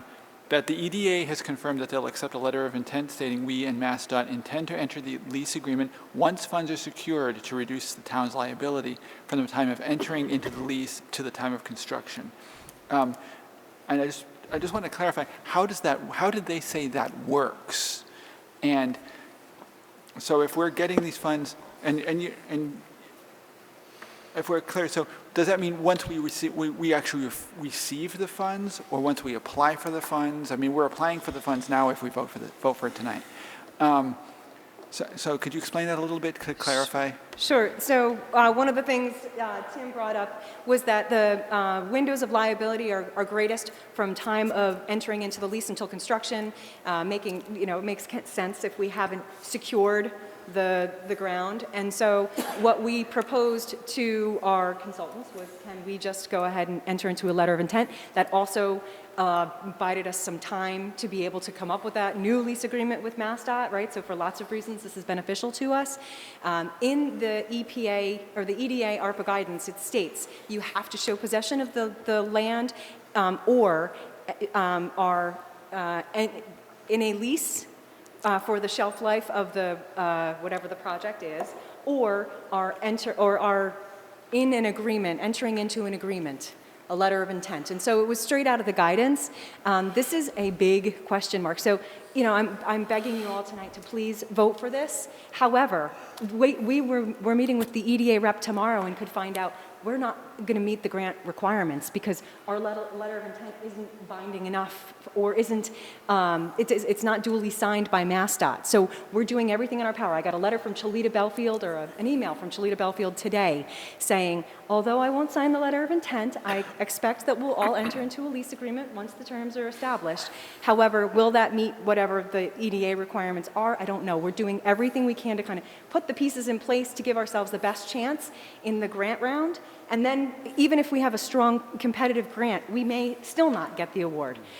So to your question, the letter of intent is so that once we are awarded the funds, we would then enter into the lease agreement with MassDOT. And I imagine that this is not uncommon. Okay, and how does that actually reduce the town's liability? Does it reduce it in terms of a calendar period, or? So, right. So if I could just walk should we maybe put up some temporary fencing over at least certain parts of the trail? It's not our land right now. That's up to us. Right. But so the whole idea is, as I'd said, you know, this is, I don't know what our chances are of being awarded the grant. Right. If we were to enter into a lease, we're now liable for all this land. What if we then don't get the award and now we're sitting stagnant? Right. So rather than risk that, we can at least bide our time to see if we're going to be awarded the funds. If we are awarded the funds, then obviously we know that we have the amount to be able to, you know, mitigate right from the start with the design and the construction. How much funding in the proposal actually goes to mitigating, and how much of it is actually construction? So that's an intertwined, so basically when we write the scope of the engineering, we're going to state you're to do this design based on the DEP best management practices for soil next to a rail bed, which composes all of those different elements of trying to mitigate. So you're designing it, and then when you're actually constructing it, you're just building those elements into the trail that were the mitigation strategies. I mean, I guess it's an approach, right? So it's erosion control, it's capping, it's non-disturbance, it's all of those elements to just keep this as passive as possible. Passive recreation, on passive land. We know these contaminants are in there, they've sunk down, we don't want to disturb them. It's all, you know, you start to step back and say, okay, if I could make the most common sense approach to this, yes, this could be it. Okay.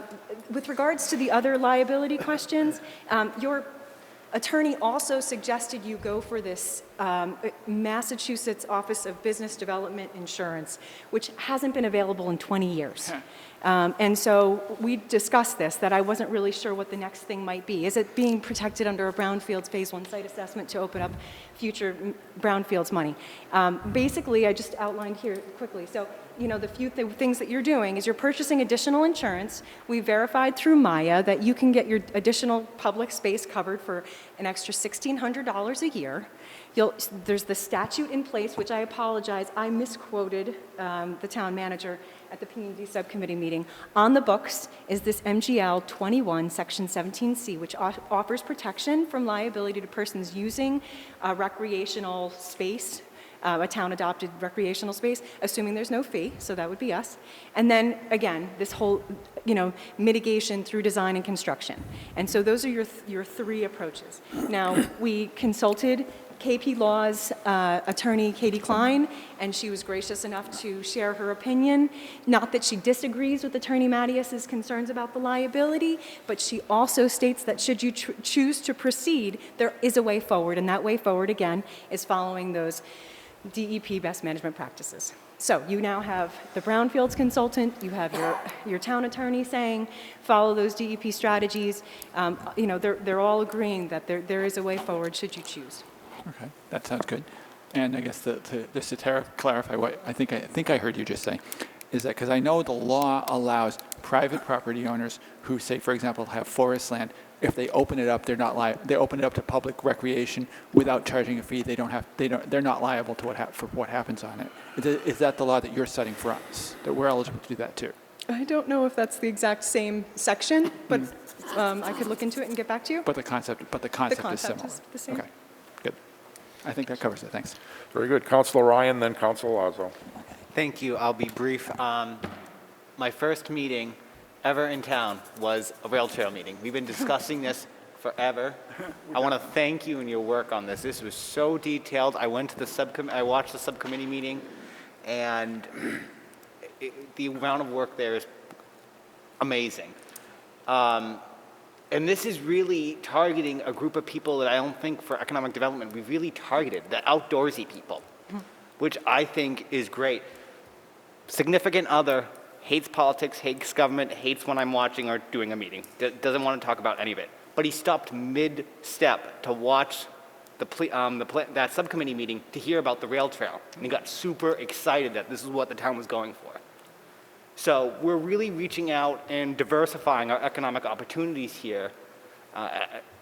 If we're awarded this grant, this is nothing but a win. So thank you. I intend to fully support this. And again, thank you for all the wonderful work you've put into this. And I don't want to take any credit. This is obviously all these people back here, and Heather being completely committed to working through the many, many, many issues. Councilor Lazo, then Councilor Jovan. Yeah, I thank you for bringing the gentleman from Brownfields. One of the things when you move forward on a project like this that has some interesting things going on the sites, there were two projects in Southbridge that stick out in my mind. One was the DPW, which was a disaster. Bought a building for $1 million, catapulted to $12 million, not done yet. Back then, I was a councilor, and building a brand new DPW barn at that time was $4 million. We ran out a sewer line out of the sewer plant with plans, artist renderings were done. We thought it was going that way.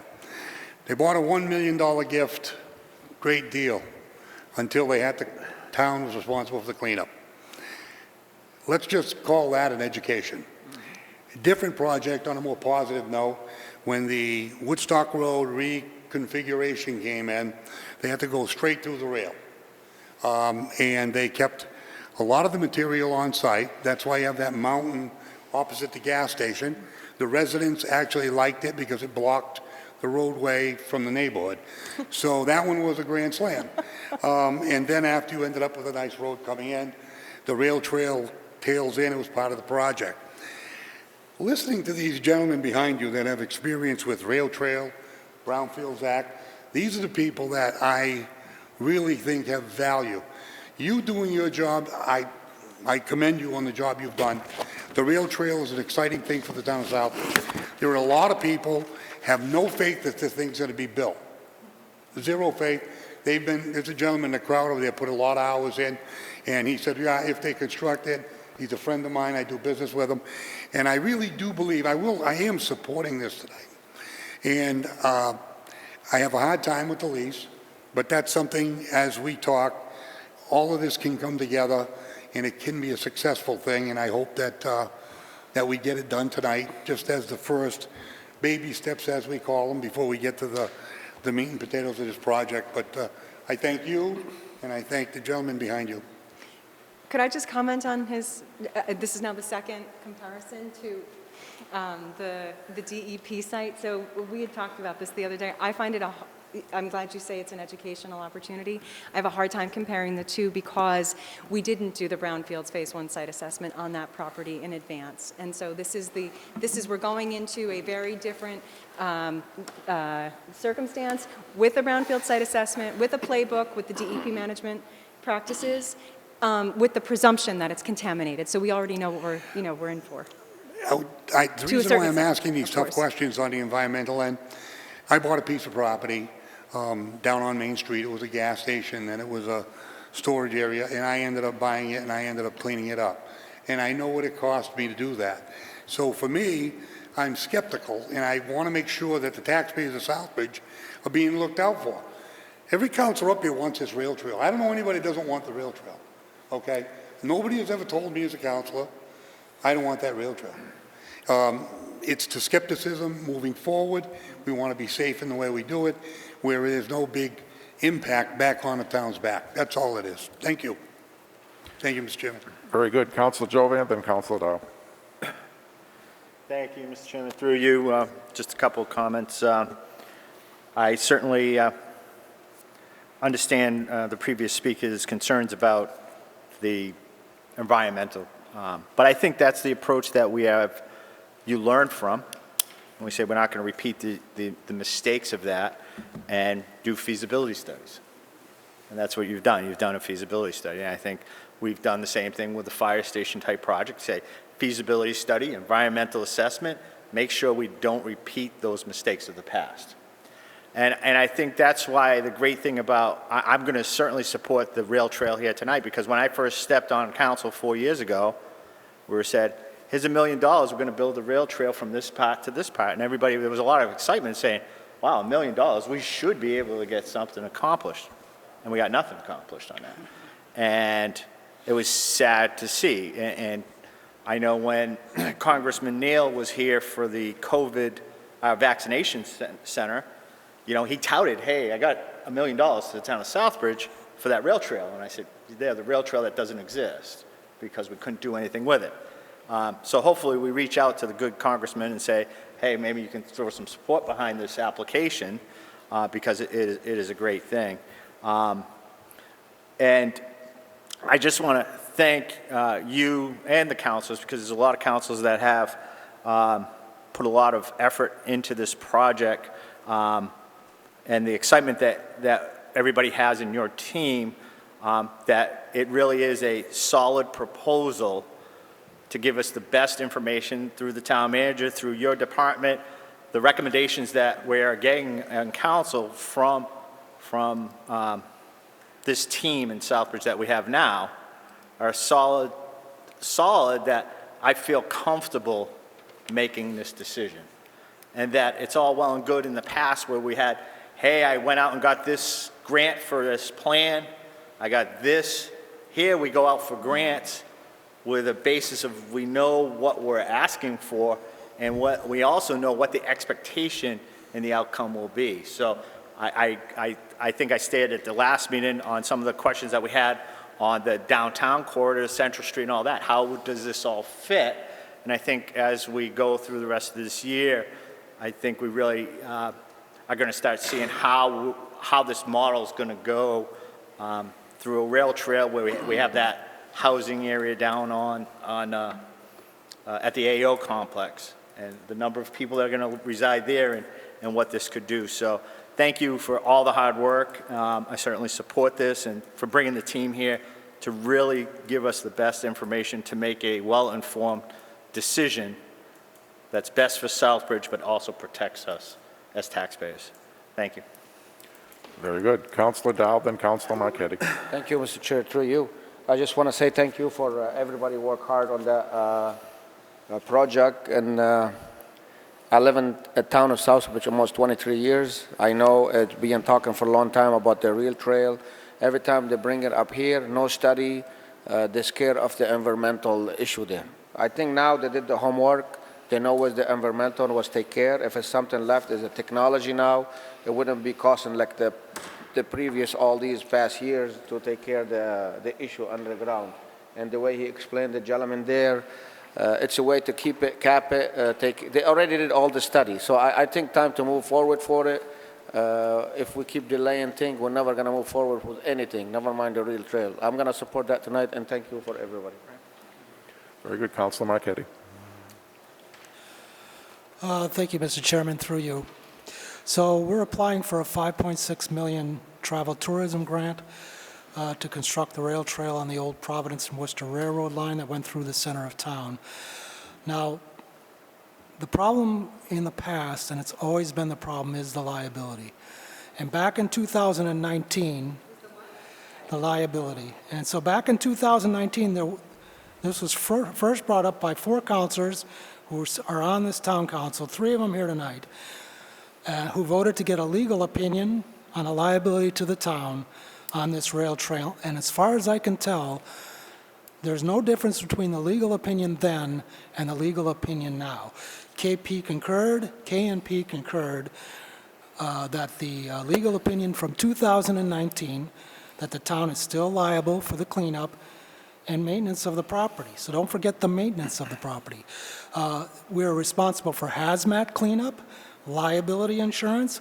We're responsible for policing, snow removal, trash removal, lighting, energy costs.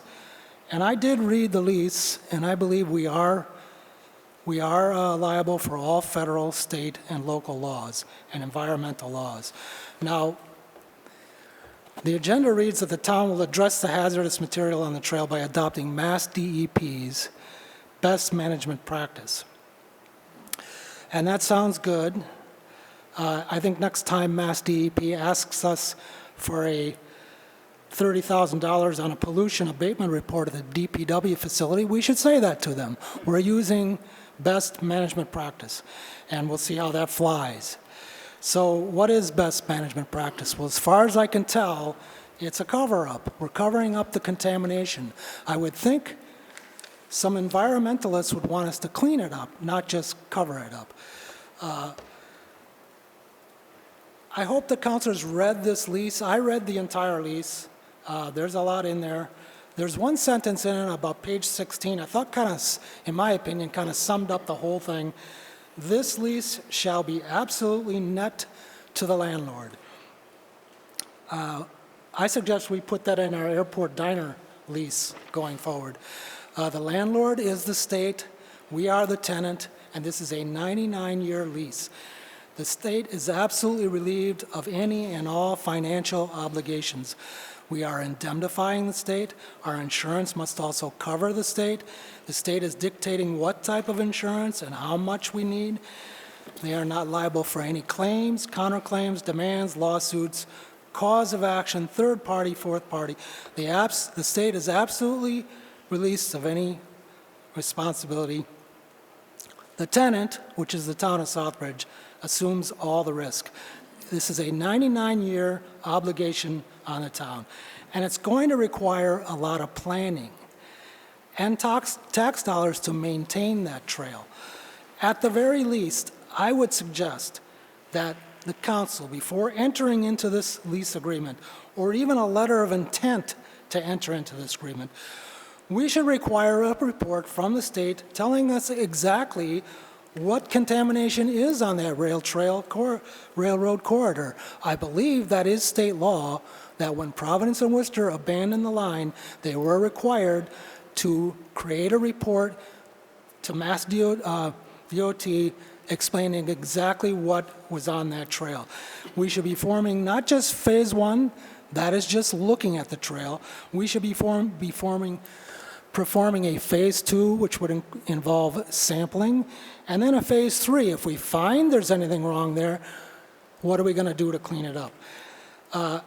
And just the liability for the hazardous material, and you have said that these are the professionals, these are the people you wanted to hear from. The people I want to hear from is the town manager, the police chief, the DPW director, the insurance carrier, the health director. They should all be sitting down and discussing exactly what it's going to take and how much to build, insure, maintain, clean up, and patrol that rail trail. This is a big investment to the town. I doubt $5.6 million is enough to cover it. So that's all I have tonight. Thank you. May I make a quick comment, Council Chair? Certainly. So the agenda item is for design and construction, just to clarify. Rare is it that you can find a grant that is for both design and construction. It would be a blessing for the town to be able to design and construct its rail trail in one fell swoop. Rare is it ever.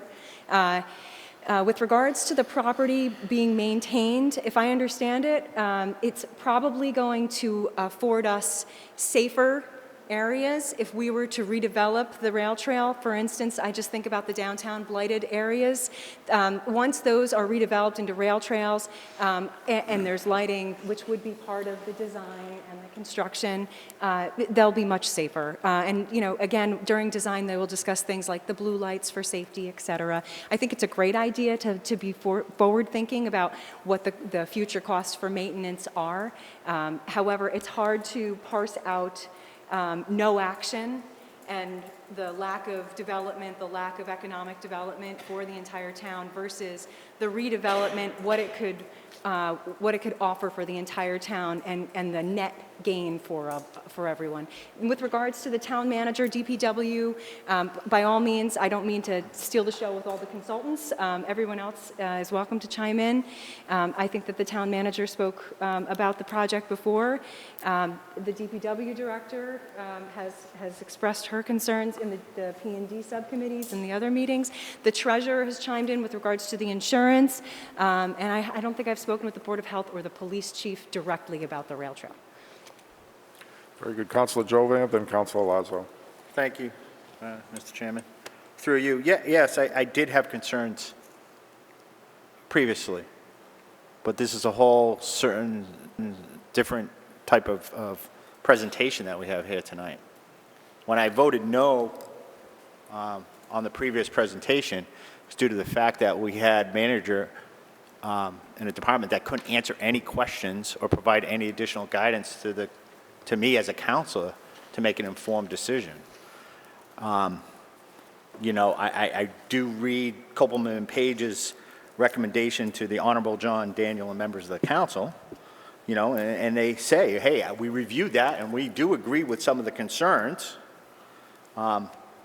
However, in the event that we'd like to proceed, the most effective way is to minimize the risk of liability for environmental remediation. The presentation that I heard tonight was how do you go about making sure that you remediate any potential risk.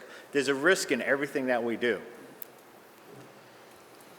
And our job is to make sure that we're provided the best information by our department heads to how to proceed to minimize risk.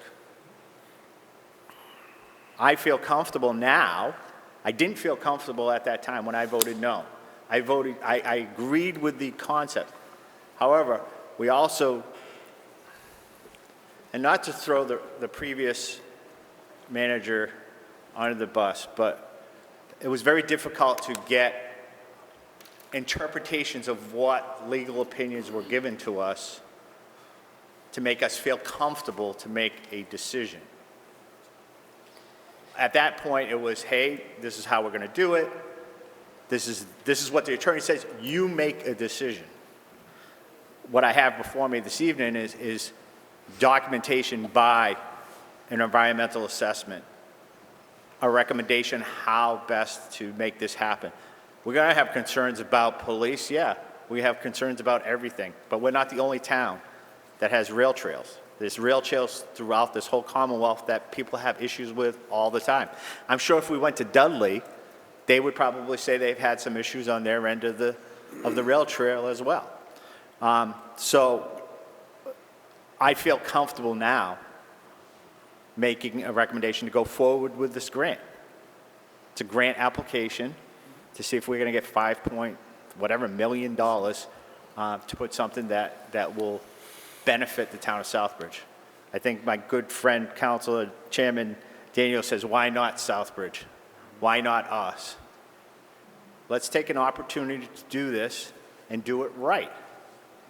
And like I said previously, and I'm going to reiterate it, when we make decisions now, we study the issue, know what the potentials are, plan for that, and fix it if we have to. Let's do it. Let's make a chance and do it. Thank you, Mr. Chairman. Councilor Lazo. Yeah, both previous speakers make a lot of sense. I was always skeptical about the hazardous waste and how to handle it. But the thing is, we had an economic development director and a town manager that did not give us good information or thorough information. So it makes you feel this isn't something that's going to go. Well, tonight, what I'm hearing is a plan of attack with people that have dealt with it, experience from other rail trails, encapsulation, which I understand what that is, and I understand what cleanup is. There are some things you have to clean up and some things you don't have to clean up. I didn't make that list, but it's in Boston and we have to follow those rules. Going forward, I asked myself the question before tonight, is this going to be worth it for the town of Southbridge? It's like building the ball fields back when we built Capillo Park and Charlton Street. We have to maintain them. It's going to cost money to maintain them. It's going to cost money to build them. Where are the grants? It's similar to so many other projects that we did before.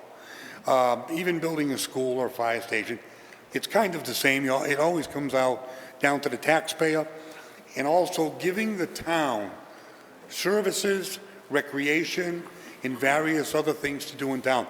And you know, when Chairman Daniel said, why not Southbridge? I say why not, but I'm a cautious business guy that dealt with hazardous waste, and it wasn't fun. But at the same time, with the plan of attack, we're not going to run into this thing and say, oh, look what we found. We know it's there. We know how to handle it. We have experienced people talking about how to handle it. That makes me feel a lot more comfortable today than I did the last time that I read the materials. So for myself, when you look at the benefit to the town of Southbridge, what is the benefit besides riding a bike down a trail?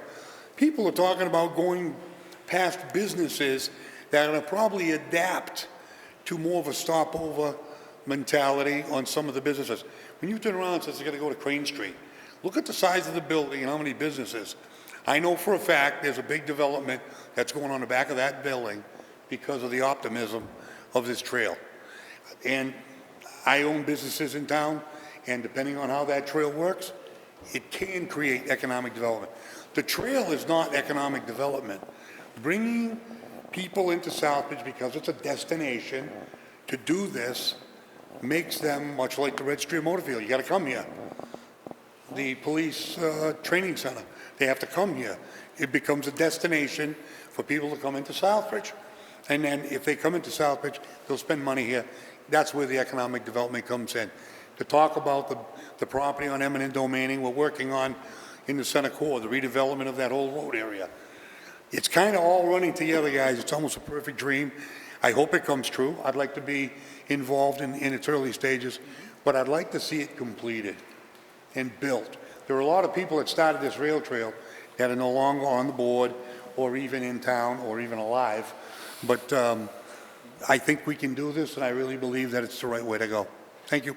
Thank you. Ms. Blakely, you wish to speak? I want to back up and give a little history, but first of all, I want to say, from my perspective as DPW director, I am in 100% support of this. And part of the reason I am in 100% support of this is because we're looking at it as a whole project. We were trying to piecemeal this project together, and the problem with piecemealing is if we have to accept that lease agreement and piecemeal, we could definitely get ourselves into some longer-term problems. I like the overall approach of doing this as a big package and getting it done and hiring somebody to look at the whole package and put together a $5 million project, not trying to manage this segment by segment by segment at a time, which was getting onerous. I was involved in that project when this lease first came up. I was one of the biggest proponents to tell you not to sign it. I don't feel the same way today, and here is the reason why. When we were doing it piecemeal. Mass DOT, who is the person granting the lease, had very specific requirements for us to collect samples and then made it our responsibility to dispose of that material when we were partners of that project. We tried from an engineering standpoint with our engineer and myself to argue with their environmental people, and they weren't hearing of it. They said you take or leave that lease or you back out of the project. I was not going to recommend to this town to start collecting samples down there because I personally knew, because I was involved in the project for the redevelopment of that intersection, that there was contaminated material on that rail bed in the form of arsenic. Whether it's naturally contaminated or wherever it came from, it's there. I wasn't going to make us start collecting samples and dispose of material that Mass DOT was saying was going to be directly the responsibility of this town to dispose of. So that was the reasoning, besides looking at that liability and saying, yes, they're saying it's our liability, and then the construction group was saying you have to collect these samples. That wasn't going to be a good project for us. The $1 million was not going to cover that cost for that sample and cleanup. So you have to look at it at the project at hand. This is completely different. One of the first things I asked Peg to look into is whose standards are we meeting? Who makes that decision? That's why she says it's important that we're making the local decision on what we're doing here. And what guidance are we following? We're following the Mass DEP, not DOT, Mass DEP guidance. I think those are very important distinctions to make. It may not have been as clearly communicated as I'm trying to communicate it here tonight, but that's the difference. I was here. I was very involved in both projects. They all know that history because, let me tell you, I grilled them because I didn't want to get up here without feeling comfortable. I also feel comfortable because I've asked the questions. Is it going to be perfect? No. Are we going to have to probably dispose of something? Absolutely. Can we do it in that $5 million range? Yeah, I think we can. That's a feasibility number right now. Let's hope we get this grant. That's all I can say. That's the way forward on this rail trail, to me, is you need to get a big-time grant like this. Councilor Steves. Thank you. Back at the P&D meeting, the town manager mentioned that you were going to contact other rail trail towns. Did you get a chance to do that, and what kind of response did you get from them? So that was, I think, Thursday. I did not on Friday, and today, no, because I've just been occupied with a variety of things. Okay. So I do not have an answer for you on that. Okay, I know you mentioned was it in Chelmsford that you have a rail trail down there? Had you ever seen any issues from the rail trail there? Had anybody tried to sue you there? I was a selectman for 9 years there, and not while I was employed by the town or while I was an elected official do I recall any problems. Because I'm not aware, I can't think of any cases where towns have been sued, but I can't say I've dug into a lot of them, but I know we've got neighbors that have them, and I haven't heard of any big, gigantic problems from them either, so. May I just comment? Certainly. One of the things, I don't know if they'll want me to quote them, but one of the things that CMRPC and Fuss and O'Neill had mentioned was that if you do follow the DEP management practices, in good faith, they've never seen a community have MassDOT or DEP come back to them, which was very assuring to me. That's good. So not specific to the general liability, but the environmental liability.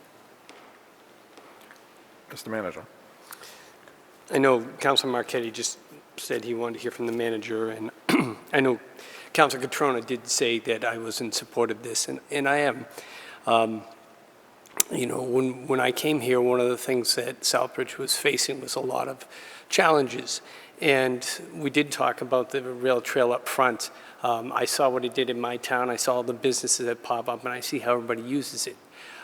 I think a rail trail in a community, in many ways, is like the library. It's a great equalizer. Anybody from any walk of life can access that, and it gives actually a lot of people in the downtown area recreation, as we said during COVID, that they might not otherwise have. So it affords the town an awful lot of opportunities for economic growth, attracting businesses, making it a destination and a recreation.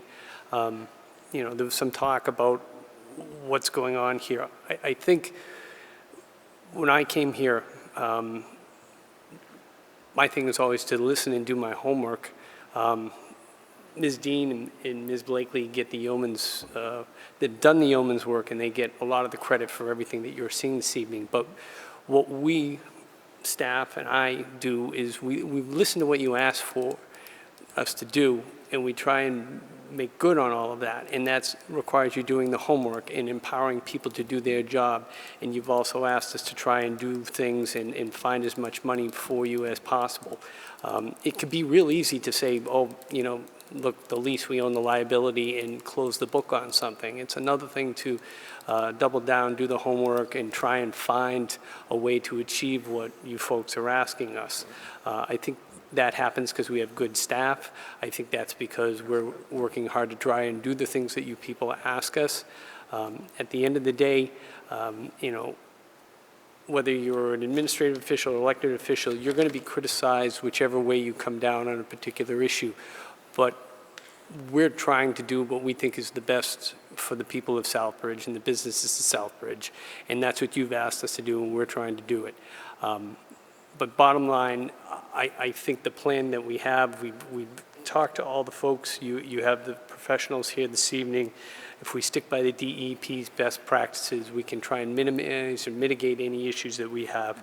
But I think the upside is the potential rewards and benefits to the town. Every town winds up doing some maintenance. One would hope that we reap enough benefits and it comes out, but as was said, there's been projects done in the past and we wind up taking on that maintenance, but those are benefits to the citizenry and the community as a whole, that being our visitors, our businesses.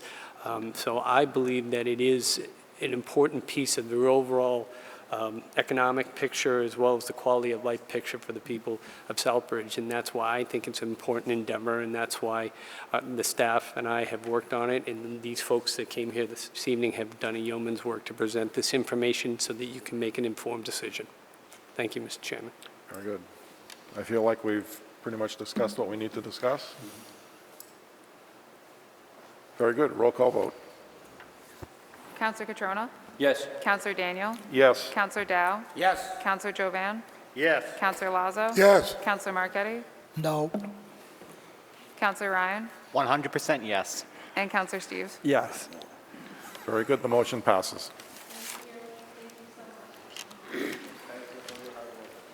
Hopefully this is the beginning of a good time for Southbridge, a good future for us and providing services to the town. Need 5 minutes? 5-minute recess.